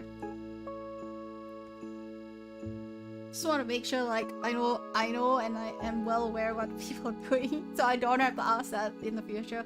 Although that said, with my poor little brain that's very forgetful and forever lost, directionally lost, that probably isn't the case. I'll still probably forget. I'll still probably be directionally lost. But it's always good to know, right? Alright. So anyway, so yeah, so that's at this stage, this is like a few of the things that's going to happen right now. As I've always mentioned, this is a safe space, and I want to continue to create a space where people can chat and chit-chat and feel like they can belong in somewhere. So, doing my part in that is also making sure that we're very inclusive, making sure that I'm making that no one feels left out when they come in here as well. So this is something that I will always like to remind everyone in my channel when I can, that we're all like a family in a way. When you're here, you're like a family. We're all bonding together. I've seen people complain outside in other streams that they feel like they don't belong, they feel like they're being censored, and I want to reassure you that we don't censor your voices when you're here. If you've got if you want to talk to us about your day-to-day life, which I've seen like some people have shared like their own grievances, like I'm not gonna forbid you from sharing your grievances, but I do want to remind you that like if, for example, if I'm gaming, please make sure that you're not all capsing me, or you just say, hey, I like to have a little chat and I want to get to know things, because like I do get distracted easily, and I want to make sure I give you enough ample time. You mean a lot to me, you guys, and I do want you to all feel like you don't feel ignored by me. So yeah, I would just want to make sure that we're all there. And so like if you guys ever want to share something, I want to make sure that I have my full attention on you, and not you know, half scrambling in the game and then half also trying to listen and read your stuffs. That way it doesn't feel like you're being left out. Okay, you guys are all here, and you're all part of this little circle, and I just want to make sure that you know and you recognize that. But anyway, so yes, that is that's just like one of those like reminder messages, because I feel like every time I see a lot of people complaining like, oh, please don't bring your real life baggage into thing. I'm an entertainer, I'm not here for your real life baggage. And I'm like, that's true. If you are an entertainer, you've drawn a fine line, and you pretty much are meant to entertain because you want to have fun. But I'm a pretty real person, and so that's my goal is to in a different direction. So yeah. Man, is that my chili? I think it's a chili from what I ate earlier. It's stuck in my throat. I can feel it. Oh.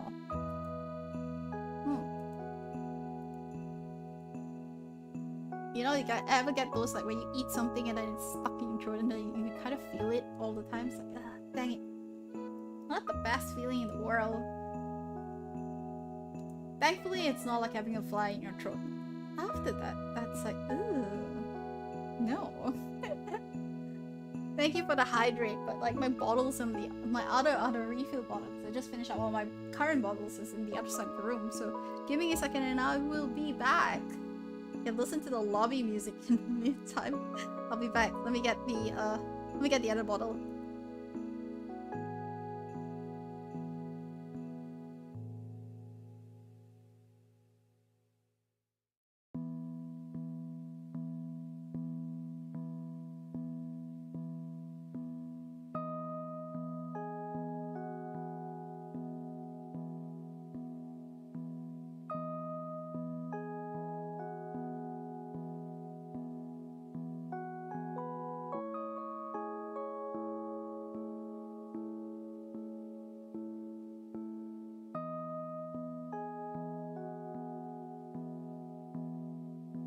You're always low-key drowning me? Well, I mean, that's true. You are low-key drowning me. But, like, I am grateful because if you don't low-key drown me, I probably won't drown myself. So, just keep in mind that, like, you're actually helping me. You're helping me. Like, well, people are there to entertain, but entertainment could also be just talking about stuff like this, like trying to force something out. It's just not healthy at all. Sometimes a chill talking stream is always nice. That's true. I think the problem with a chill talking stream is that it depends on the number of people you have or viewers you have, right? Like, let's say, like, if your number grows to, like, Niji Sanji Holy Life level, there is just no way you could have, like, a healthy, chill talking stream. Because a lot of times, like, you can't really share too much as well. And so your entertainment's always with having someone on that you could, like, maybe have those kind of chit-chats with, maybe sharing a little bit of your life, and that's it. Eventually there is still a line that is drawn where you're no longer sharing something. Also, hey Gradient, welcome! Thank you so much for the follow. Thank you. Welcome to the channel. Let me give you a shout out, just so so everyone knows who you are.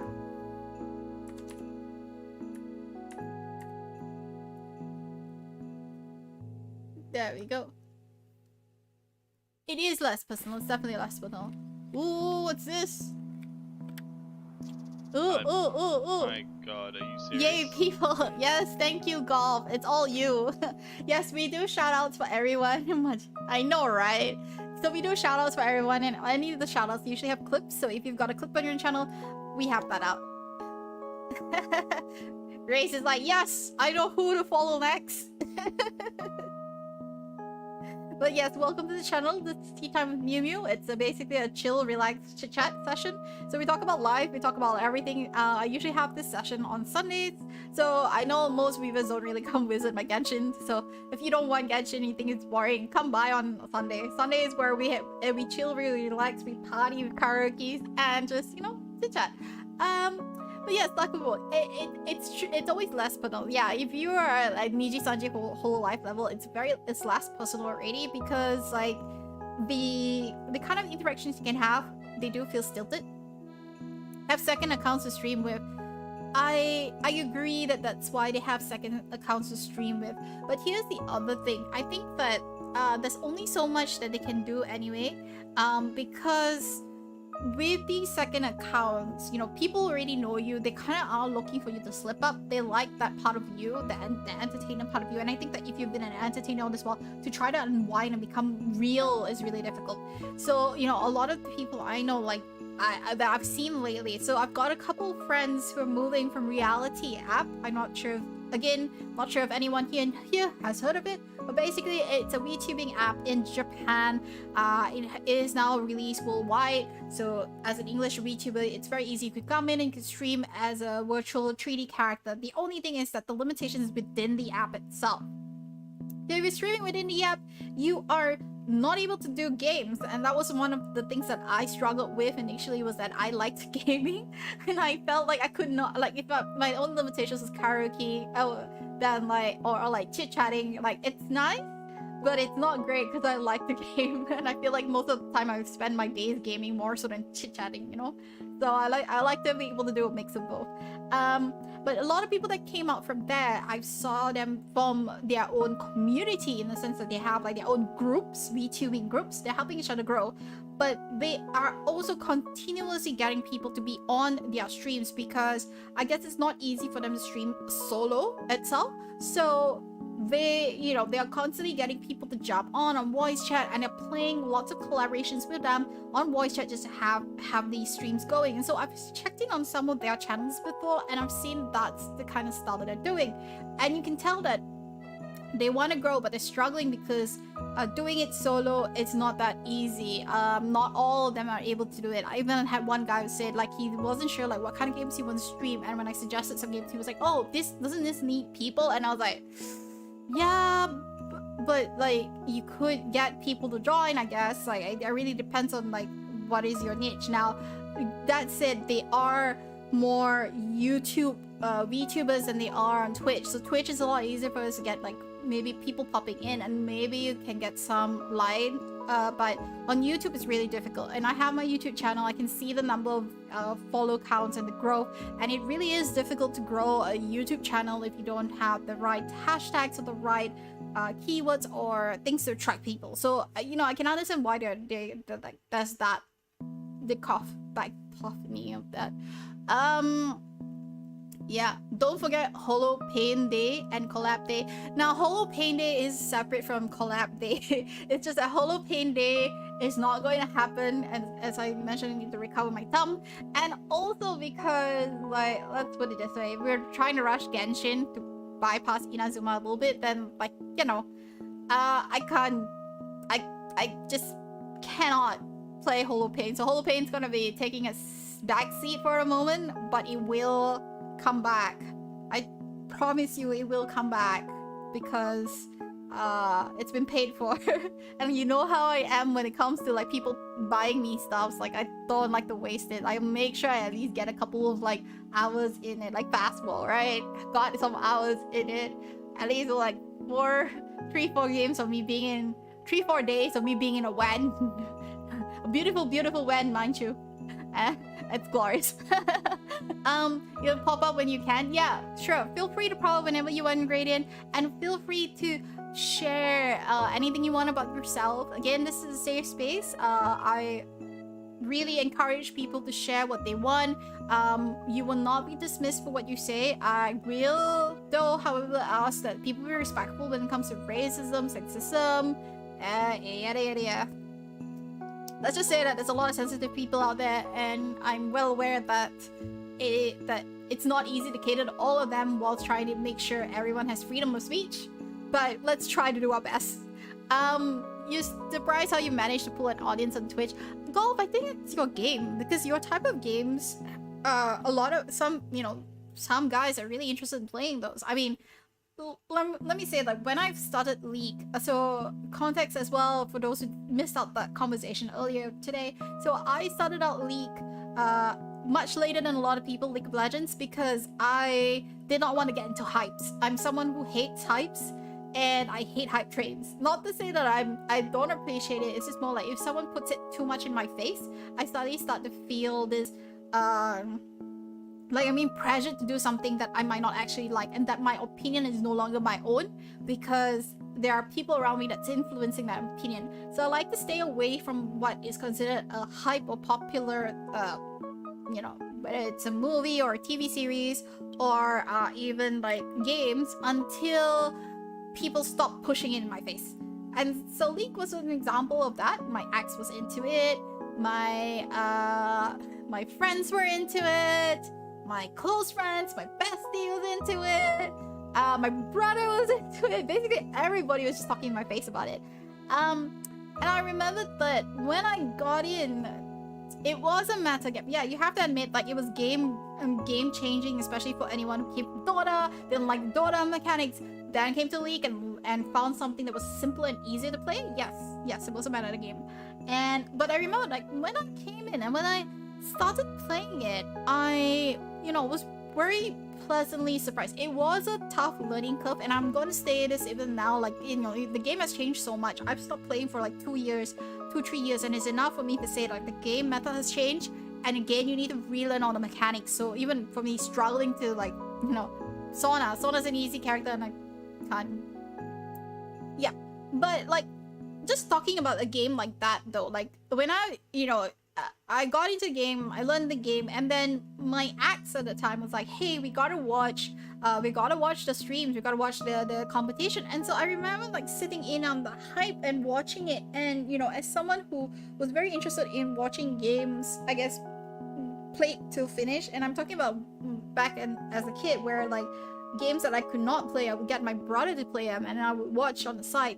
I was watching the same experience. I was feeling that experience, but with League of Legends, where it was very thrilling, it was exciting, it was entertaining to see someone who was more skilled than me playing it, and in a way you were kind of learning the strategy by watching, like, the game mechanics as they were playing it in competition. And so that made me realize that, like, for certain games like that, it's a thing. Guys really enjoy watching other streamers pull off how to play it. It's enjoyable, it's enlightening, and if you're a funny streamer or you're sarcastic or sardonic, you'll pull people in. So so that's where, like, golf, like, I would say, like, how you manage to pull an audience in, it's your personality, and it's the type of games that you're streaming that's pulling in the right type of people. So that's good on you. Like, don't think like don't be surprised at how you're pulling audiences in, because you're doing a good job. And also, you do a lot of promotion on Twitter. Well, Crow, you still giggle every time. My tongue does need recovery. It's a thing. I'm sorry. It's a thing. And you're installing a game, Race? What game are you installing? Oh wait, we haven't done the Holo-Pain yet, but, like, what game are you installing? Graydon, you play nothing meta whenever I stream, but that's a me thing. What? Okay, when you say, Graydon, you play nothing meta, what do you count as meta and non-meta for yourself? Because there's a lot of games out there that I know are meta, but then have fallen off meta. And then there are the obscure games that suddenly become meta after a few years down the line. So what do you count as meta? How do you define meta? And yes, apologies to anyone new, I have a tendency to speak really fast. If you think I'm too fast, slow me down. Meta being whatever popular does bring in numbers. Alright. V Rising. Oh, not you too, Race. I keep hearing people talk about V Rising. I'm like, no. I can't believe you're playing V Rising. Is that the next game that you're gonna be streaming? I knew it! I knew it! I was seeing a round of, like, people on, like, Facebook or just talking about V Rising as well. I was like, nah, no. What's V Rising? I'll let Race explain it.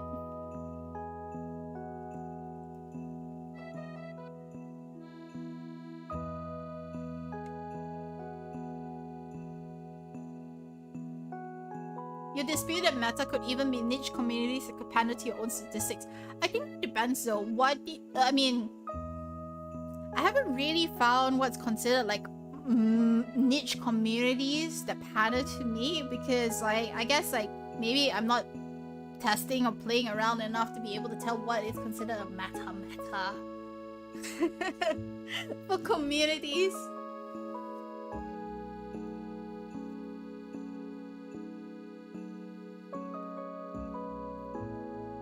I mean, excluding maybe if I was playing, I don't know, Stardew Valley. I think that's a niche on its own. It's like casual gamers. Sanjo. That's it. Like I saw there's a new like something that's like Stardew Valley meets magic going on. Meet some sort of Japanese land. I think I put it on Discord because I was like considering playing it. Yeah, I know Stardew was pretty popular for streamers, for chill streams, but like Stardew really feels like one of those games that it's okay. It's just I don't know if I want to play a game that I recommended my mom to play. I'm sorry. I have phobia of certain games. Like back like my mom was looking for a game to play, and like for context, since you're new, Gradient, so my mom was the one who first introduced me and my brother to gaming. She bought us our first PlayStation, she bought us our first Game Boy. She's also pretty hyped, so she played Ragnarok online for a while, and I kid you not, that Harvest Moon was like a favorite game during my childhood, like my primary school period.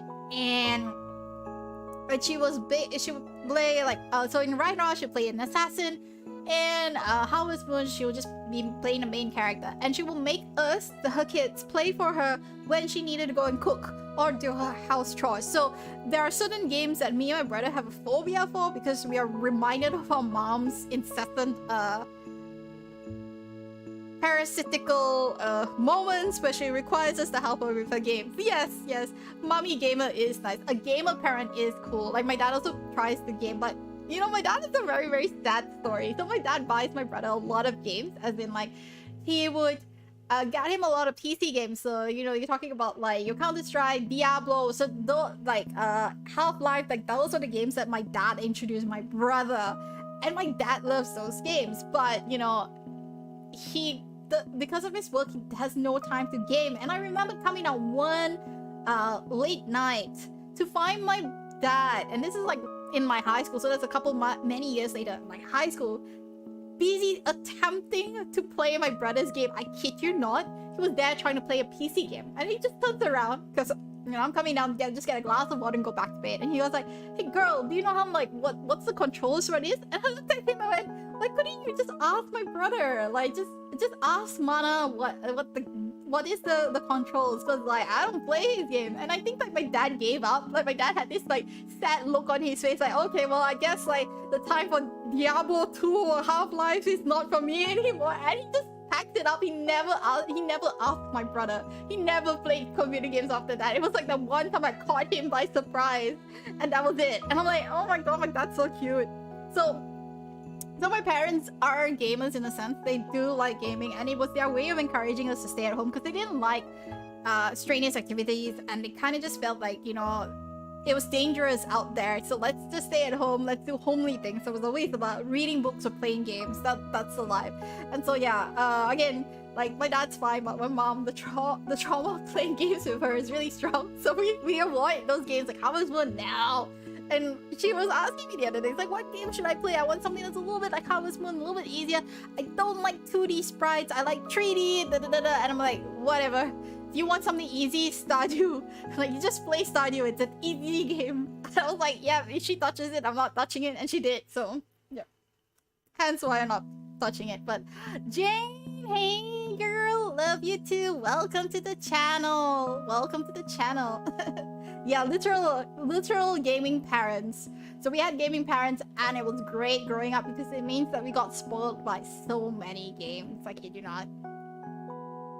So my brother plays a lot of games because like he had a lot of time, whereas like I was zipping in and out of school and a lot of things. So I just was like doing a lot of random stuff. Now, in Malaysia, getting access to anime is not easy. A lot of times you're either pirating, and I don't encourage people to pirate, but like you were either pirating, you're watching them online. And I was so desperate for an anime. I wasn't also going to be prepared to pay because my pocket money is so small. So what happened was I used to mix with seniors who had like a chain of people. I kid you not, it's like a distribution chain of people where every season when an anime comes out, each of these people were in charge of a specific anime that the whole group was interested in, and it would burn CDs out. Kid you not, they would burn CDs of all these episodes and they would then redistribute amongst each other. So when I say that my high school period I was super into anime was because I got into this little group that could give me anime whenever I needed it. I was just like non-stop watching anime. So my brother would be the gamer and I would be the kid that was like hugging like the computer or the TV, just watching anime non-stop. That was childhood. That was my childhood. I'm not sure, like, I guess, like, how did you guys, like, for the older generation, how did you guys get into anime? Did you have a similar experience where you were part of, like, a distribution ring for anime? Was it a thing for you guys then?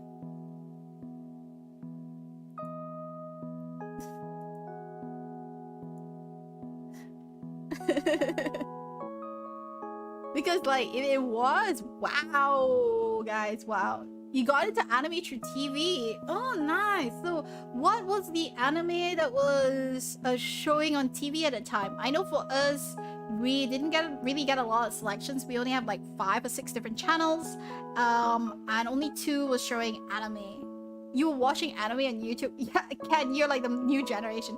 Pokemon, Dragon Ball Z, Sailor Moon. Wait, Gradient, whereabouts are you from, if you don't mind me asking? Are you Malaysian as well?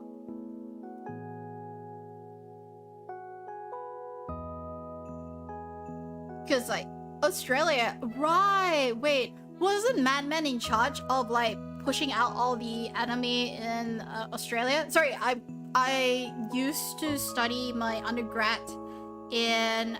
Oh, it's one of your homeboys. I see. Yeah. So Gradient, I used to study in Australia. So I was in Melbourne for the last about 10 years there. So I did my undergrad there, did a bit of temporary residency there, and then I came back to Malaysia. So I have a rough understanding of some of the anime cultural influences for Australia itself. That's why I was like thinking about it, like, okay, like some of this is quite similar to another fellow Aussie. Yeah, I love lots of fellow Aussies. Wait, golf is not Aussie, by the way. I just want to remind you that golf is from New Zealand, okay? Just to try to get me to anime fail. Hamtaro! Oh my god, Hamtaro is so old! Dang! I've not heard Hamtaro in so long. Hamtaro is really cute though. You never feel chill playing it because the day is always so short. Velcro. Golf, weren't you in New Zealand? I thought sure you were in New Zealand. Were you? Weren't you? Wait, what? Did I mix you up? Never? Oh my god, I'm so sorry. What have I done? Who was it from New Zealand? I'm fairly sure someone had told me they're from New Zealand. Oh my god. Sorry, kill me now. Someone stab me to death right now. Oh. Sin. I have sinned so badly. I've sinned so badly. That's it. Congratulations, guys, on your new Australia, Tasmania, New Zealand, same thing. No, it's not. No, it's not. It's like basically saying, Australians, you're all Kiwis. I'm fairly sure you all love your sheeps. I've been told repeatedly never quote a sheep lying to a New Zealander. They'll probably not take it too kindly. But yeah, congratulations guys on your election. So I was following the news as well. So I've got a friend who does a massive write-up of all the parties and the policies, whatever, right before election itself, before election day. And I'm fairly sure all of you've got your election sausages. But I had a read through as well. Pretty pretty intensive stuff. Even from Victoria, pretty intense stuff. Seems to be a lot of anti-vaxxers around. But I think whole last night just lots of things on that Discord, because I think there was a lot of concern Liberal would get back in, but yeah. I guess like everyone's just a bit of a relief that it's no longer Morrison in there. So again, congratulations guys on the new cabinet that's being elected for Australia.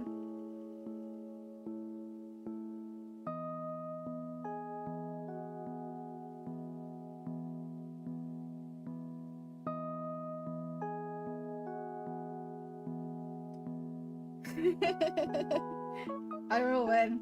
I guess I just want to see what's going to happen at the end of the day, cause like I don't want Scott Morrison to come in. So yeah.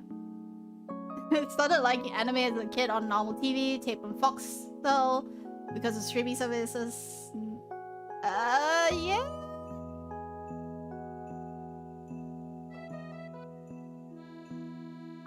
Yeah. Yep, sounds about right. Dang. But you guys at least were legit. I mean, most of the time we didn't really want to listen to TV, but you know, I guess it's also because anime was dubbed. Yeah, I don't know what your feelings are for it, but like most of my friends didn't like the dubbed version, so like we would watch, and after a while we were like, nah, let's find the original. And you know, back then internet was so accessible, so easy to find pirated like anime, right? So that was a thing back then.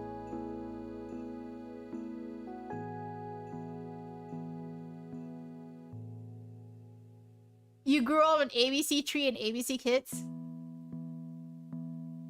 Dormitory services for... Oh, interesting. I didn't know that. Oh, wow. Okay. That's not a thing that's possible here in Malaysia, but I also feel that voice actors in Malaysia don't really get much focus. Like, it's only recently that they're starting to break out, but like back then, there's not a lot of appreciation there. Also, Aru, ABC Tree and ABC Kids. Oh yeah. So were you wait, was High Five part of ABC as well?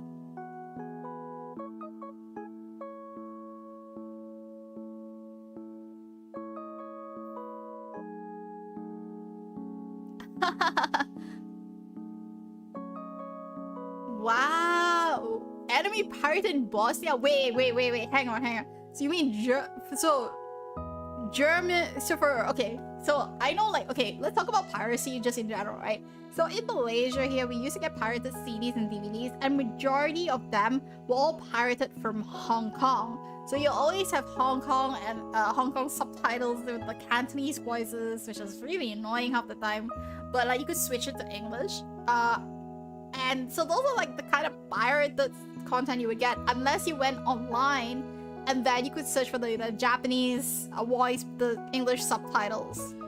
But Lakubo, Bosnia, wait, could you understand anything from that? I'm sorry, I have to ask. Like, could you understand it, or like was it still taped like with the German voices, dubs, or how was it like? Also, Aru, High Five is part of 9. Okay, yeah. Sorry about that. Like, it's like your TVs, I'm not sure how your TVs are set up, so I can only like remember things based on like how it was. Oh, you're Bosnian. Oh, sorry. I thought you were like born bred German itself. Sorry about that. So you speak Bosnian. Yeah, then okay, yeah, it's a lot easier. You don't well, I think that's fair. I think like with how migration works, and depending on where you belong, you become assimilated to a specific country. An example is I've got a friend who's Malaysian, moved down to Australia. She was in Canberra. She was actually sitting for her university. She had already gotten her PR, permanent residency, so she was going to convert it and become an Australian citizen. So for her, it was like a done deal. And she met someone there, and so when she's talking to them, obviously she still has a slight Malaysian accent. they asked her, where are you from? And she said, oh, I'm from Australia. And the girl goes, no, where are you really from? And you know, it was that moment where a lot of people get taken aback by it because, you know, they've introduced themselves as Australian. They expect to be known as Australian. Does that mean that it doesn't matter what passport or what you hold? If your original birth or race dictates a certain country, therefore that's where you're from. And that's how she felt because she couldn't introduce herself as Malaysian because she's actually no longer Malaysian. She's renounced her passport. Then the girl actually expected her to answer that she's from China, which I was like, why? That doesn't make sense. But yeah, things that I've learned. You still need to make a German passport. Oh, yeah, you gotta get onto that. You gotta head on to that. We sauce music. What's so saucy about the music, Ken? It's just lobby music.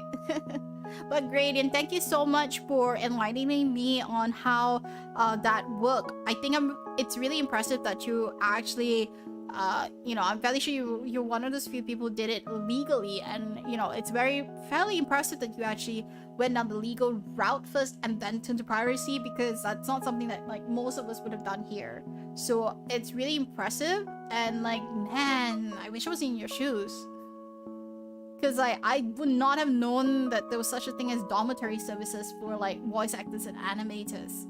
So that is actually pretty interesting and new information to learn. So thank you so much for enlightening all of us here. So wait, Gradient, which parts of Australia are you from? Aru's based in Melbourne right now. If I remember correctly. I better remember things correctly. Or I'm just gonna blame myself for like, South Australian? Oh, you're from SA! Hey! Nice, nice. Well, welcome then. I've got a cousin up in Perth. Been meaning to visit her one day, so... I think in terms of like Australia, when it comes to like touring around when I was studying there, I've only been around Melbourne and Sydney, so there's still a lot of places to go. Tassie is probably out, but like, yeah. Yeah, it's just right next door the week. So it's not too far, but it's right next door. So I've heard beautiful things about South Australia, but I've yet to visit it. One day, someday, that's a plan. I just need less restrictions to get into Australia first. Drozit, welcome! Hey man, let me give you a shout out. Welcome to the channel. Drozit. Hey, I think like I might suggest that you like what? Don't you enjoy your clips being played? Also, there's like 54 reasons. This is one of my favorite moments, right? When people come in and I'm like, let's see what's mysterious clip they have. Aren't all of your clips sus? To be honest, yes, they are. But that's also why it's like Russian roulette. Sorry, Russian roulette. I just want to see what you get. Did you go to Smash? Yes, I have. So I've been to Smash, I've been to Manifest. So if you're from Victoria, you would have heard of Manifest. Manifest used to be the biggest convention, so I did. So I've been to Smash, I've been to Manifest. I've met quite a number of really amazing cosplayers down there in Australia. I was very fortunate that I was hanging out with the gang for Oz Animat. I think eventually they changed their name right now to like a different name. Let me just check. Oz Animat, because Oz Animat rebranded themselves. Oh, Neko Cuts. So Oz Animat is now Neko Cuts. So I used to actually follow the Neko Cuts gang into all the conventions and, you know, get a free seating. Da-da-da. And so part and parcel of that was where I got introduced to playing all the card games. So Vanguard, White Swats, anything that was like Japanese card games, I have at least played it once. So yeah, Neko Cuts. So I used to be there. I know some of the older people there in Neko Cuts because, like, you know, it's way back then. And so if you've been there when I was around visiting, then you might have seen me, a mysterious little Asian girl that just pops up and goes, yeah. But I do know the folks at Neko Cuts. Yeah, so that was like my Axis hangout join, and I would come in and hang out with them as well.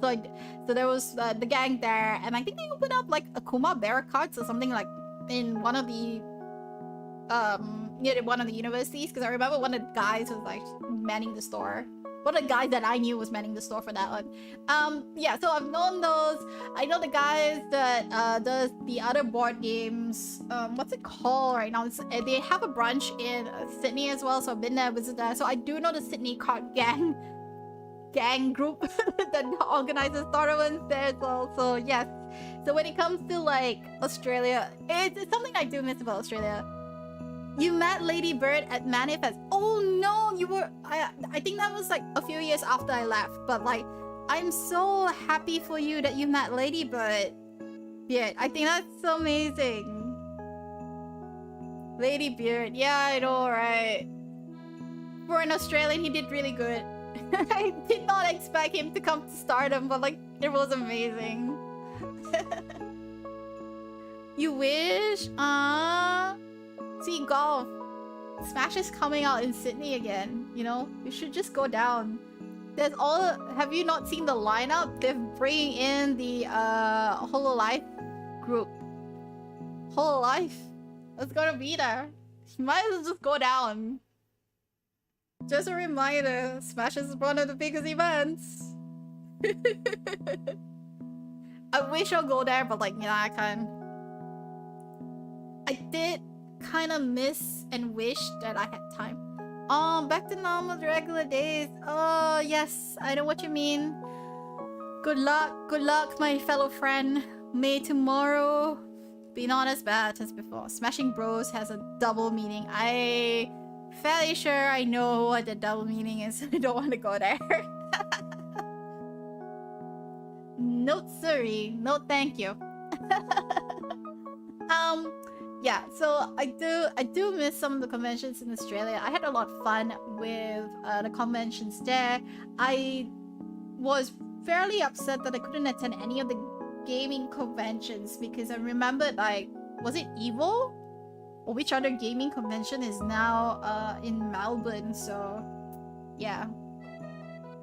The borders are opening up, but I think the problem with the borders opening up is that PAX, yes, that's the one. I attended PAX, I think, for year 1, but I haven't attended PAX after that. Like, it was really hard to go for PAX. So PAX is something that I really want to keep going and attending for, but like every year since then that they've held PAX, it's always at a timing that I cannot organize from work to come down. So again, one of the pain points of like going down to Australia. And then because most of my friends have moved away from Central City and or have bought their own places, so it's also difficult to find accommodation in Melbourne because like there's just no one I can piggyback that stays relatively close to the city to attend any of the city conventions. And they became they're more settled down than I am, so like I'm still on the like woohoo, and then they're like, yeah, nah, we're chilling, we're no longer part of that gang, the cosplay days are over, the hanging out with young kids and seeing them go crazy is over. Like, dang it. Good times though, good times. One day, I do hope to come back down to Australia, saving up some money so that I can maybe do like further and like, additional studies once again, just so I could like be in Australia. I do love the weather, and it's one of the things that I miss the most. Weather, the food, the culture, and definitely the people. It's one of my highlights of Australia. One's never too old to go to conventions. No, one is never too old to go to conventions, but one is always too old to be in a crowd. When there's a crowd and you're old, you kind of like don't want to be shoved up into you know, into environments. Yes, it is late. I fully get it. So thank you so much for popping by, Gradient. I am going to be ending my stream soon anyway, but like thank you so much for stopping by. Have a good night, and I wish you the best tomorrow for work. Take care.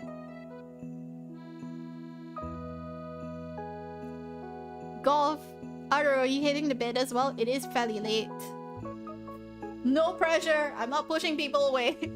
Just more like I am concerned. Like me being dead from sleep is normal. You got days off. Oh yeah, yeah, you mentioned. Well, you do have a day off. You are right, Golf. You have mentioned. You're vibing. Okay. Take in all the chill mood here. Here we go. Like pushing out all this chill energy out. It is 2:30 a.m. It is. It is.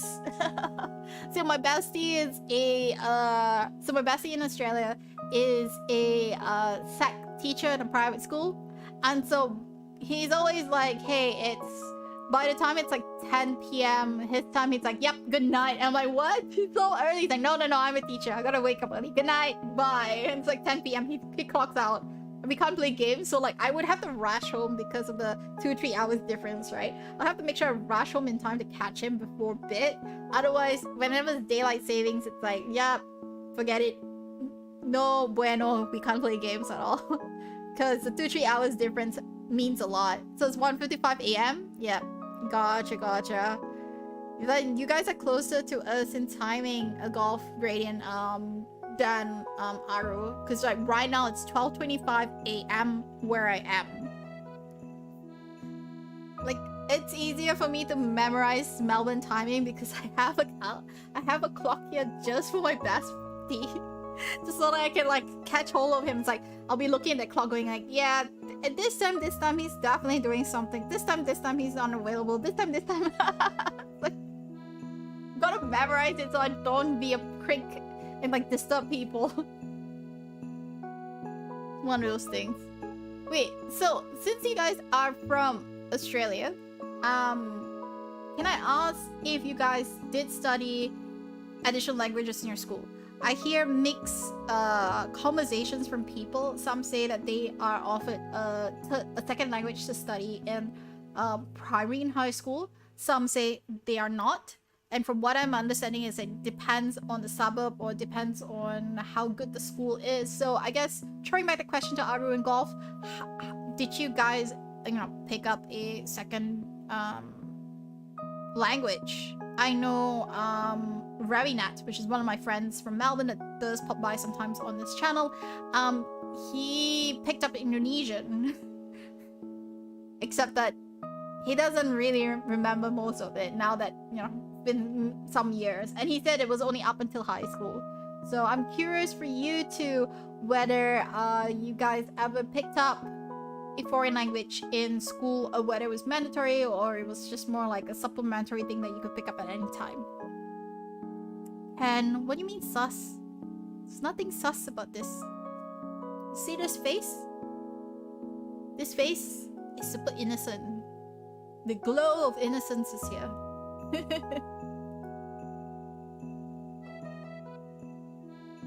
Imagine just 2 language. Let's just put it this way. We are lucky we're in Malaysia where we are exposed to multiple languages. They only have English. Imagine how difficult it must be for them. Because unlike us, we travel a lot. We travel a lot, and therefore that's why we we travel a lot is one, but we also have opportunities because in our country there's 3 different languages being spoken, and then doesn't include the mother dialects that we have to learn as well. So yeah, you picked up Japanese in uni, you picked up Malaysian from your parents, and Thai when we lived there for a few years. Oh, you know Thai. Do you remember the written Thai, or is it just mostly the spoken Thai? And when you say Malaysian, I like to remind you that for us Malaysian, there's Malaysian English, there's Malay English, and then there's some Tamil words, and then there's all the Chinese dialects there. So I just want to caution you, Aru, because when you say Malaysian, that doesn't really mean anything for us.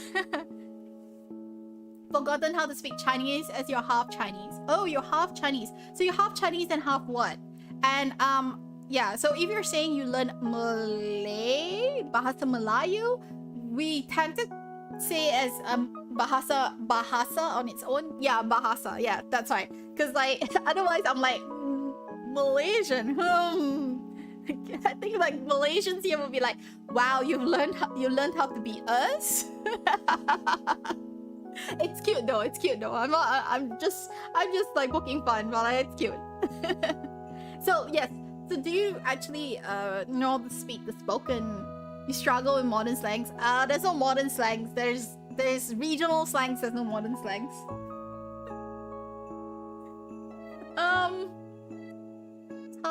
Thai. Yeah. So talk to me about Thai. Do you know the spoken, the written? Which of the two is the one that you still remember?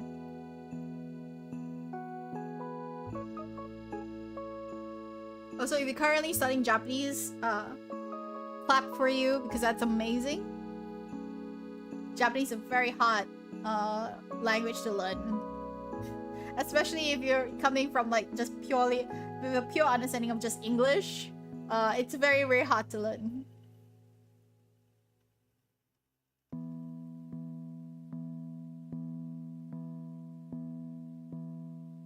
Some spoken Thai, writing not so much. Okay. Sawadee ka. Like that's the only thing that I know from Thai. Sawadee ka, khopun ka. Learn Thai via music. Oh, wait a minute. So that means like if I chuck you some of the BL, I'm so sorry for saying this. If I chuck you some of the BL, Thai music stuff, you probably know them, right? Because like there's a lot of them. I mean, I feel like every drama series I've watched recently from Thailand, like all the main leads will always sing their theme songs for the show. Of course, Myu only knows that. I'm sorry. Of course, I would know that.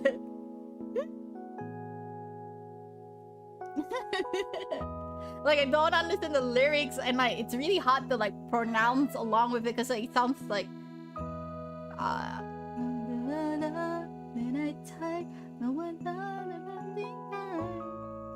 Like that's the like I can mumble the melody, but I can't pronounce it because it's so. It's like Korean. It's very sissy. Meow meow meow meow. Hey, Killua, welcome. Wait, shout out. We're talking about songs. We're talking about languages. If you only know how to say cat language, that's okay too. You can meow meow your way through.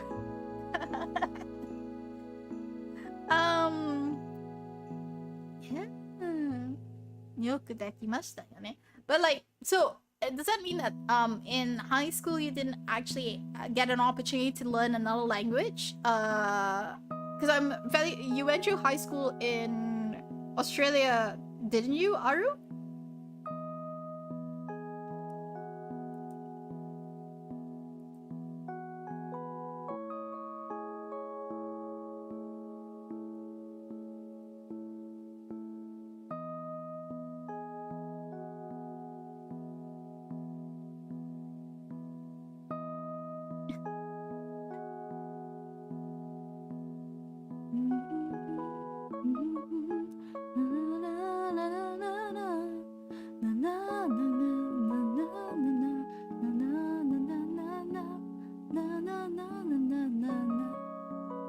Wanted you to focus on the main stuff in high school, so language studies were out.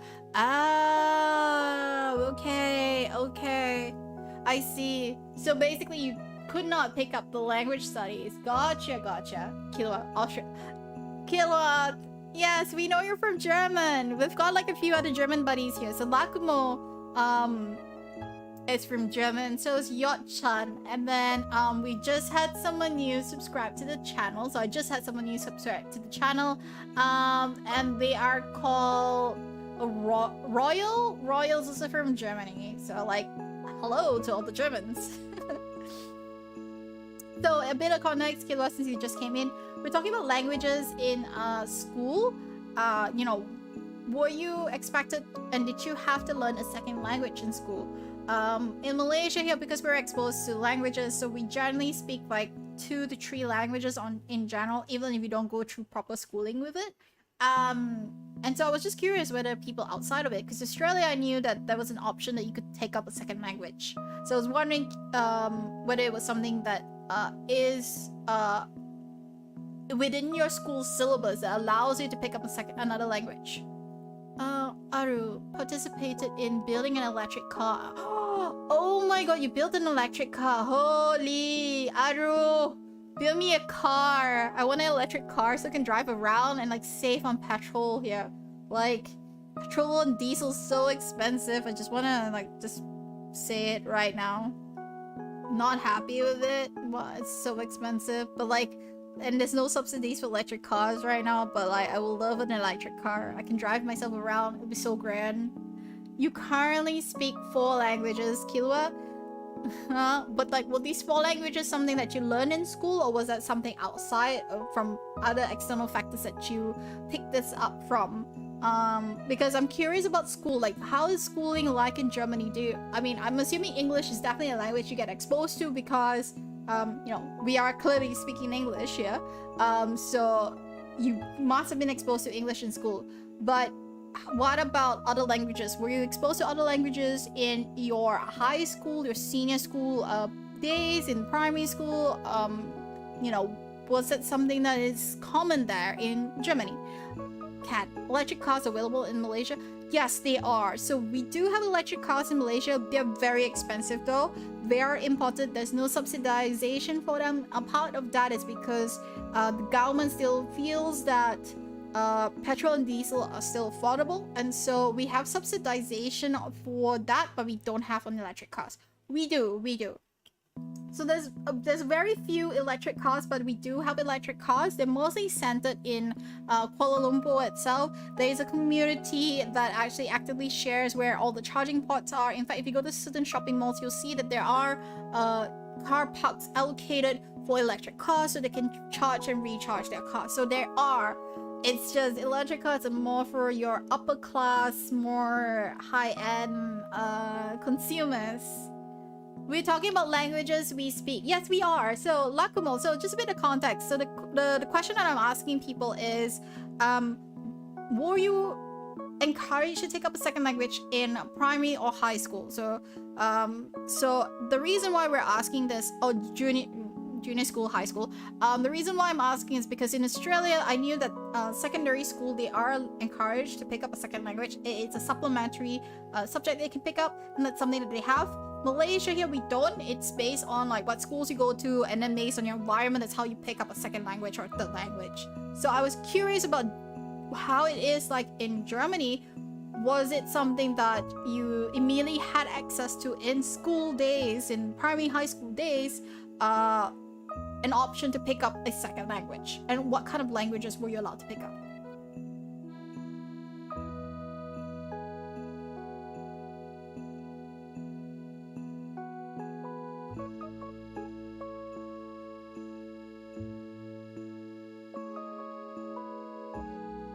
The silence is nothing.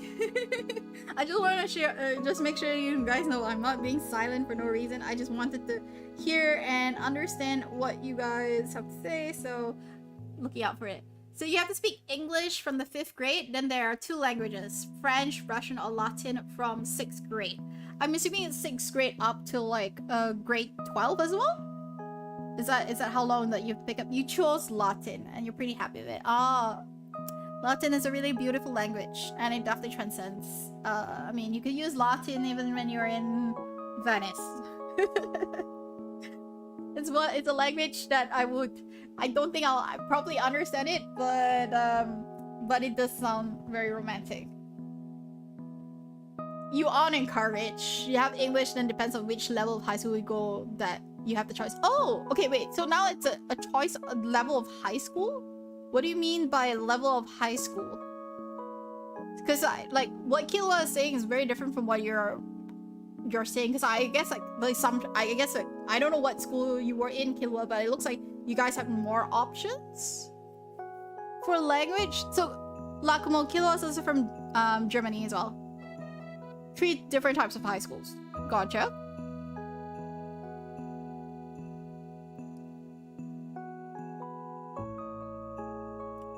I am surprised at 3 different types, but okay. I guess like maybe here it's like you private, you public, I think international schools. Those are the only 3 different types of high schools you have. Maybe vocational, but like that's a separate thing altogether. The one called Hubstru, which for the underachieving elementary students. Okay. It's not that complicated. It's not? Really, Killa? It's not?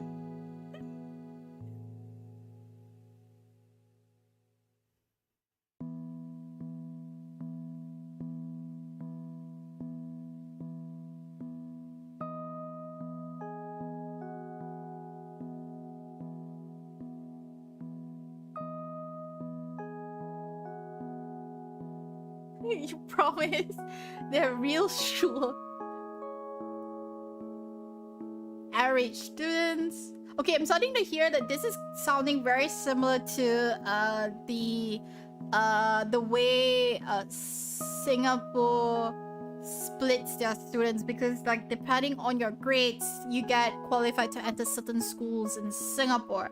So this is starting to sound a little bit like that. Gymnasium for the overachieving students. So which school were you in, Lakumo and Kilua?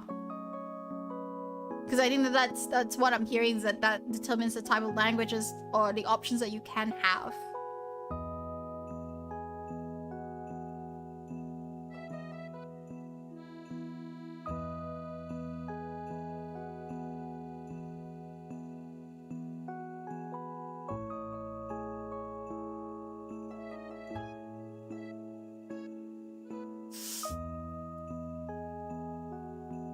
Yes, you definitely need to go.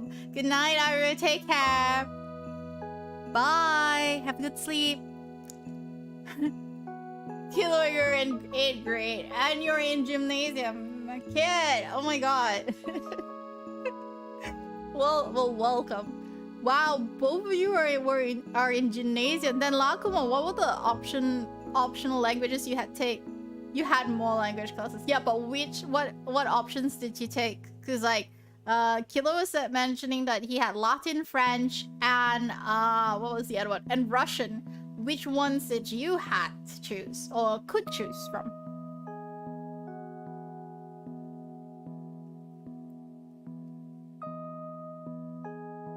It's not that hard to get in.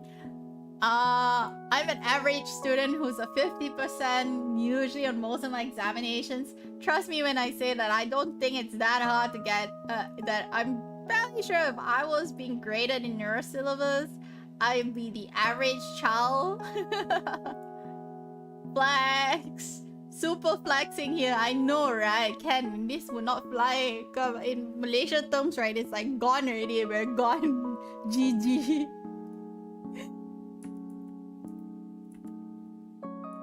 Pretty sure I could make it. Uh-huh.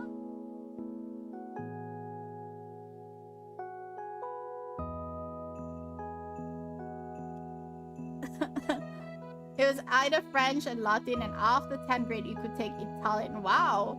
Why keep 10th grade there? Pretty sure it wasn't that hard.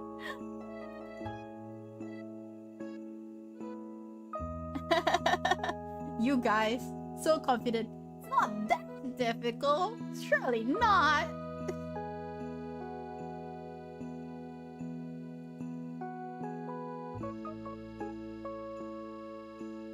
Too good not to laugh about it.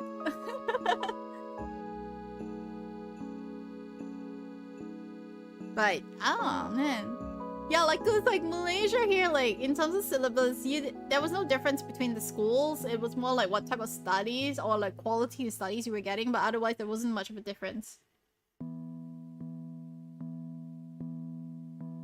Kilo, so you're being serious, right? Right?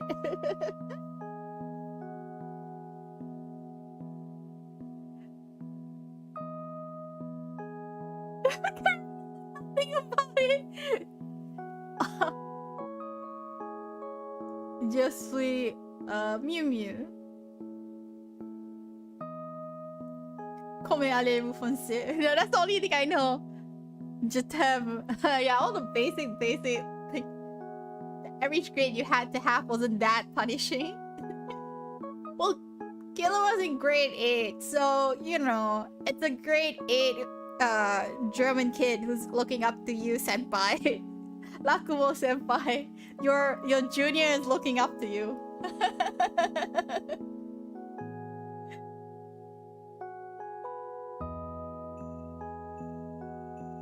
I wonder what was the average grade though. Because for us, average grades were always like 50. And it wasn't easy to simply go anywhere, so yeah.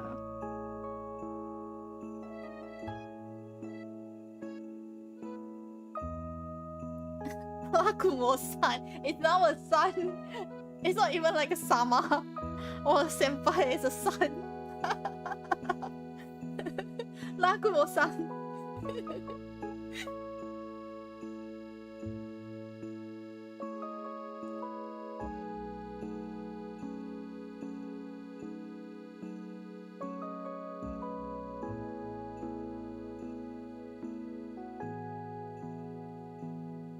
Wait, what does that mean?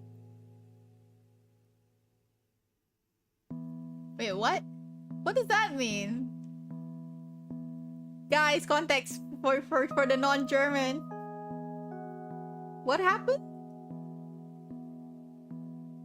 I'm assuming, wait, as in like, you couldn't finish the syllabus or what?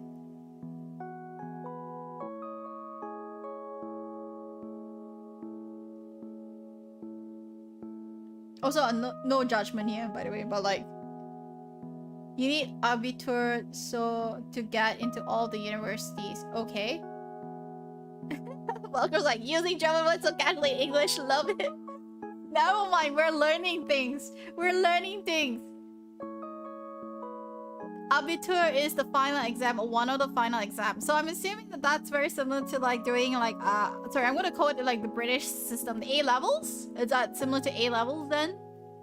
So you got O-levels, you got A-levels. Most people do O-levels, which is within, I think one of the first exams for like, year 11, and then after that year 12, you do A-levels. And usually A-levels certification is what determines whether you go into different like university and colleges. Okay, so gotcha. So in other words, like, so apparently you got something because you finished 10th grade. I can't pronounce it. I continue on. German words are really a mouthful. They're as bad as singing like any fast rock rap song. Like, damn it. Anyway, I'm just gonna ask. Okay, so you got like some other certification because you finished 10th grade. Does that mean that you couldn't actually do 11 and 12? Or like, how did it work actually? For context, for the rest of us. Average level of school, to describe that easily. Average level school, right? So basically you got a certificate for exiting school. Gotcha. Came up in the 12th grade. I see.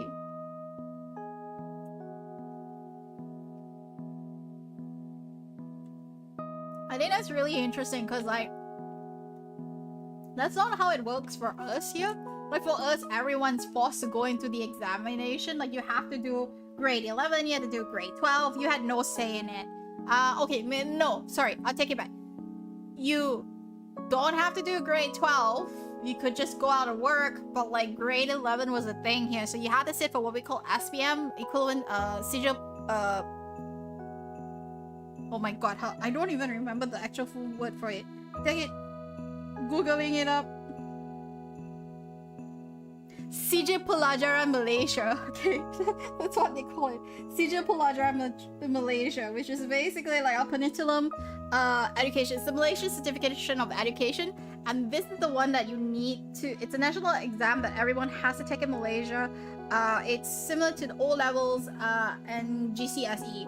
And you needed this to get out of secondary school and then decide whether you want to go to high school into year 12 or you wanted to go in, like, you know, take your A-levels or what they call STPM, which is the local version of it. And then you could do like Australian matriculation, you could do American studies, basically whatever you want to do. whatever high school life you want to do, high school year 12 life you want to do, you can pick that after that. You pronounce the E like an A and the actual A like a high A. Wow, really wasn't best, but again, depression. No, it's fine. I think you're doing great. And I don't think that that's a huge deal there because everyone goes through it. But like, yeah, so definitely in Malaysia, it was like a requirement that you have to sit for the examinations. You couldn't even just say you didn't want to. It was a thing. And so because like we all went through it, all of us had to have grades, and they kind of elevated your grades depending on how bad people around Malaysia did. So for example, if the average score for maths was a 50, then immediately anyone who hits a 50 was already getting A's, and anyone who didn't get 50s were like, you know, I guess graded according to that. So it was really funny because I remember like a subject that I was failing, I got bumped from an E to a C. No idea, don't ask me. Like, that was the thing. Apparently doing it as Bildung for tech stuff, it's not really something for me, rather would be doing some other stuff. But I'm doing it so I have something to fall back onto. Fair enough. You're gonna move out next week and start uni? Wait, hang on. Whereabouts again are you starting uni, Ken? Where are you starting uni? Are you moving out next week? Oh, the bachelor life begins! I'm not sending help. I did it on my own. I went overseas to Australia, to Melbourne on my own without my parents following me because like apparently they thought I could do it on my own, and I went there and I had to start my own life without no one's help. So, can, like, wherever you are, let's say if it's locally, then, you know, all I can say is, Ayo, Nila or Nila, not that far lah, please lah. And you're not like you're going overseas and you don't know anyone or anything. Nila, you'll be fine. It's okay, you got this. Just move into the dorms and just start enjoying bachelor's life. You're gonna enjoy oh no, wait. You're not going to enjoy if you have neighbors who start making noise like rabbits with their couples at night, which has happened to me once when I was in Australia. Not a nice feeling when you feel your bed moving and shaking, and then you hear a tremendous sound of like multitude of groaning sounds coming from downstairs, and you think it's an earthquake, but it's not. It's literally your downstairs neighbor being a prick.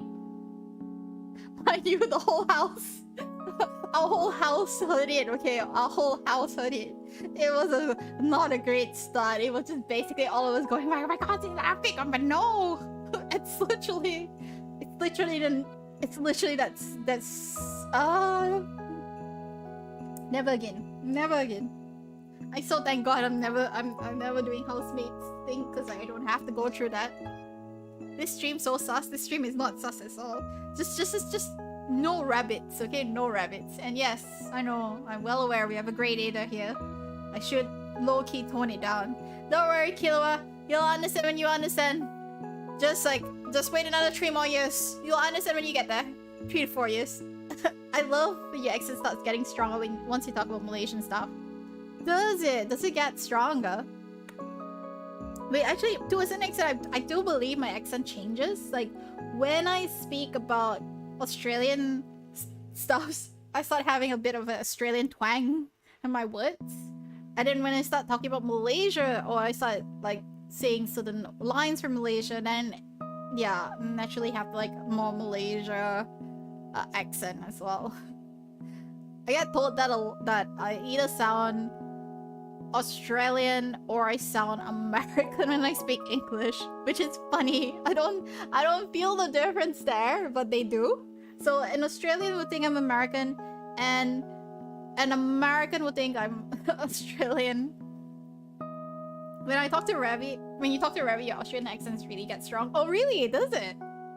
I did not know that. I didn't realize that I had, like, my Australian accent get stronger. Malaysian accent's really pretty though. Oh, thank you.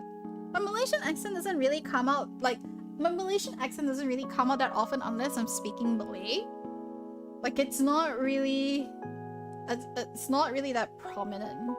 But Australian accent, I don't know about Australian accent getting really strong. I think, like, I use a lot more slangs in with Australian words. Like, see, Yeah. Like the servos and stuff. But then the yeah is like a thing. Everyone's like, nah, yeah. We do that one. What is a Malaysian accent? I think that's interesting, Ken. I think like because we're Malaysian, we don't actually understand how to define what's a Malaysian accent. Yeah, because like I think a Malaysian accent, to me, right, it depends on which part of Malaysia you come from, because I think the more educated Malaysians have a slight neutral tone to their voice. We're not like Singaporeans where it's very clear that they're Singaporeans, but and Singaporeans and Malaysians sound almost similar to a certain extent, but like the accent is not heavy on certain words, whereas like if you're coming from like the kampung, like all the village part of things, that's where you hear a very strong Malaysian accent. And when we define Malaysian accent, we're talking about like the Malay style of words, you know. Bukan nak cakap buruk tentang orang lain lah, tapi dia punya accent tu macam kita macam high pitch, tapi dia pun pelat pun macam like smooth gila tau. So it's like that kind, like, sorry, I'm using a Malay sentence to try to like channel that Malaysian accent, but like it's high pitch, but it's very smooth in the way like the words roll. It's a bit round as well. So like that's where I think like when I think of like Malaysian accent in the city, that's how it comes across as. It's like very fluent but very low-key educated. Whereas like when you go out into like the more village sites, and it gets even stronger and louder. Stargate, well, welcome fearless traveler, welcome aboard my ship. So welcome. I have a slight Chinese accent. I think so. I think like I do have a slight Chinese accent to my my Malay.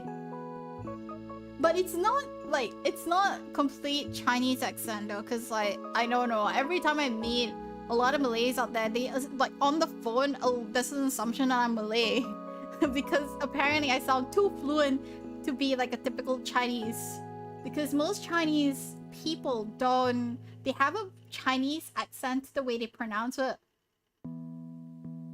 You kasih 150 like that kind of thing. Like it's a very weird way, like where it's very like forceful.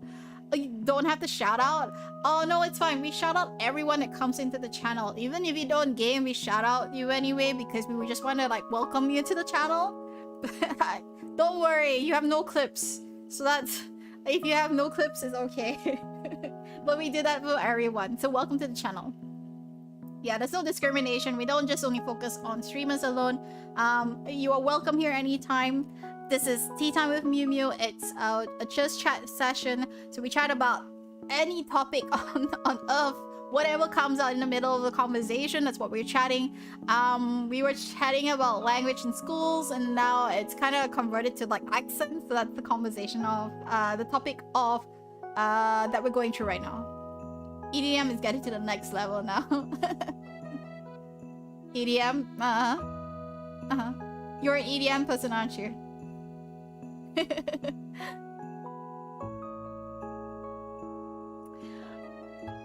But man, mild Chinese accent. I like how you say it's mild Chinese accent.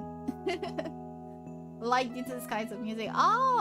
Do you regularly tune into the EDM festivals? Because like I've got a friend who used to be big into those things, so we tune in all the time to that. And I also noticed EDM is slowly creeping in even to anime as well, which has been very, very interesting to watch. Festival music, gang. Yes. Yeah, my friend is into the EDM live, so like, you know, always talking about, raving about it. Now, because of the pandemic, he was kind of locked down, and he really wished he could actually travel to, you know, travel overseas, because he used to participate in the festivals quite actively, and now he's kind of locked down. But to be fair, he's not locked down, and he also has a family, so I guess the EDM live is gonna take a backseat until, you know, the kid's old enough to be able to attend EDMs. It's coming to VTubers now. Yes. I believe I'm starting to see it creep in a little bit more. Okay, what would you like to explain? The floor is yours.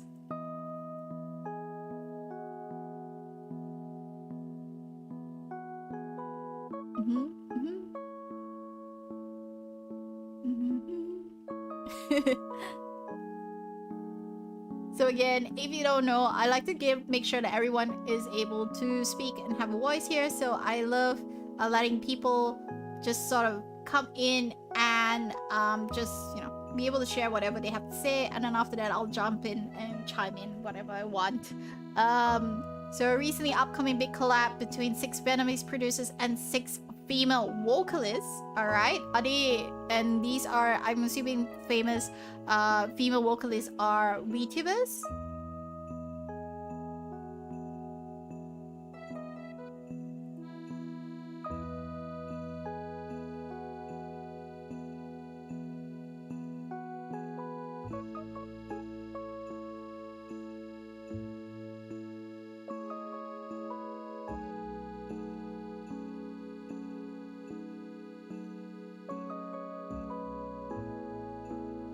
Three vocal synths, vocalites, and 3 VTubers. Yeah, okay.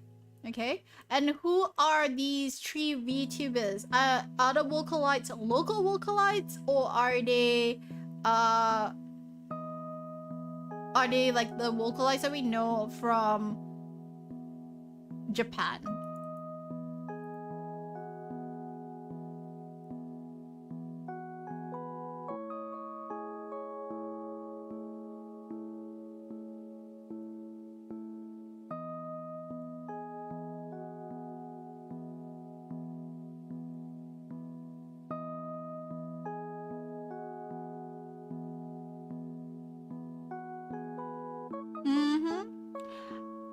The song you heard. So I'm assuming that you're a producer, because it would be really hard for you to be able to get access to this that at once unless like you're part of the production team as well. Because I know a lot of times they try to keep all these things in close wraps, so no one actually, it's not that easy for anyone to get access to these content.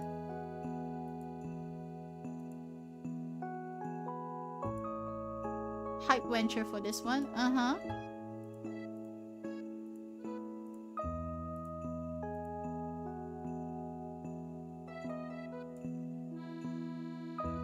Okay. Interesting. Not a lot of people will reveal. You assume that this was a song he was working on.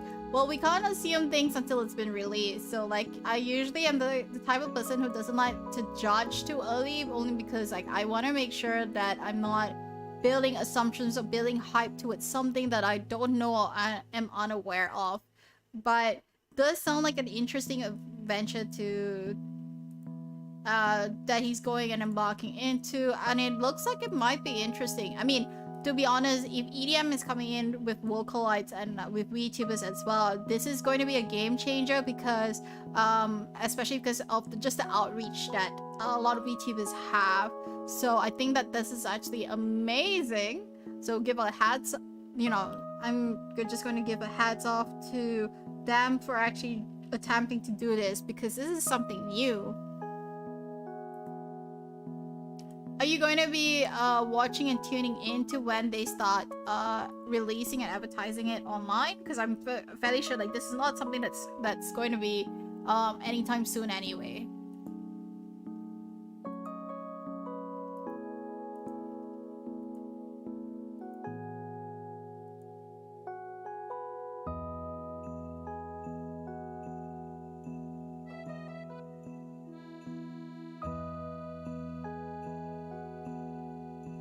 You listen to this song on release date? Nice. Good on you. I'm fairly sure that everyone, like, it's going to be a bit of a jammer as well. So, like, yeah. Good on you.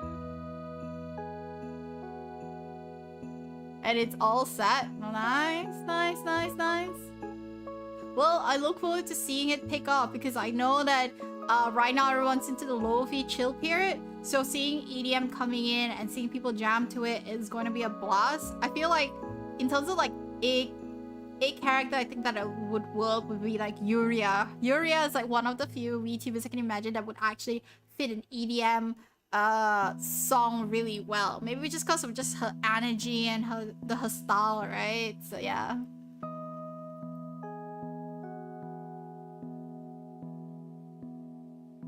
And on that note, it is 1 a.m. and I know usually I end my streams at 2 a.m. but I do want to end it a little bit earlier because anyway, you know, it is going to be a long day ahead for me for work, so like I've got to end it soon anyway.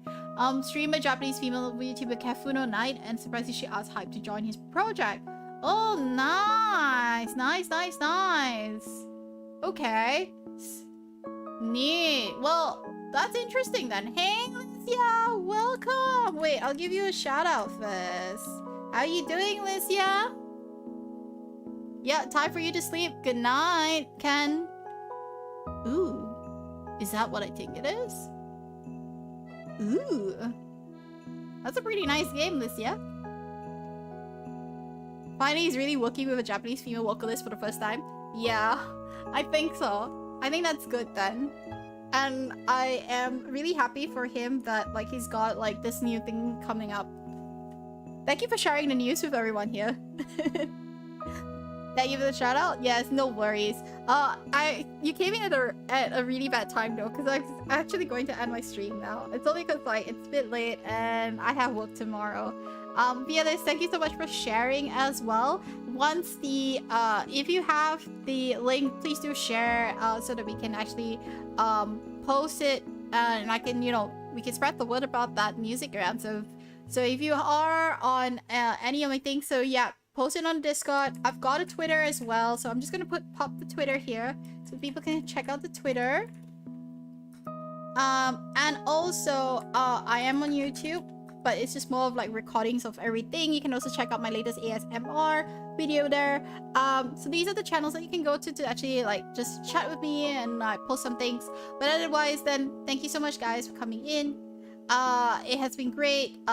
You know, Fearless, please put in Discord because like I am ending the stream, so I feel bad like I can't put any time here. But like thank you so much guys for coming by and checking out my channel. It has been a blast chatting with you guys in the last 3 hours, doing some karaoke as well. As you know, my schedule's already published, so right now I am cutting down the days that I am streaming just for this week, and it might be next week as well. Whilst I do my house hunting, I'm also going to be trying to play around with my times to make sure I'm not too exhausted. You'll see that there are some days that I'm going to be, I will say like Discord streaming. It's because I will be streaming the games on Discord. I just will be starting a little bit earlier, and also otherwise I might actually just not stream at all. Those are days that I'm just gonna keep low-key inside. And if you guys are ready, we're in Inazuma, so it's time. So please invade me as much as you want. Sounds sus, but like invade me and we can play some Genshin Impact together whilst I travel through Inazuma. So let's unlock things together. Otherwise, thank you so much for coming in. It has been a blast. I had a great time with you guys, and thank you for sharing lots of new information. I've learned a lot today. And I will catch you guys on my next stream. So see you guys on Tuesday when I do a Genshin. Thank you so much, Lakumo. Thank you so much. I had a great time chatting as well. Lakumo, thank you. Thank you for sharing a little bit about Germany to me. Fearless, thank you so much for sharing about EDM. I'm also going to give a big shout out to Kilowa as well. Thank you so much for sharing about Germany to me. Toto is here. Oh my god, Toto is here. I thought Toto was not here. Because I was like, Toto hasn't said anything. Where's Toto? But okay. Thank you, Toto. Thank you so much for that. Oh, you were here the entire time. Why no you no speak, yo? I need you to speak. Come join. I'm always excited to see you chat as well. Yes. Okay. Fair enough. Yeah, and thank you so much as well to the gang from Down Under. So I just want to give a shout out again back to Golf. I want to give a big shout out again to Aru as well, and you know, for sharing interesting tips about Australia. Gradient as well, thank you so much for sharing a little bit about Australia with us. Until then, see you guys next time in my next stream.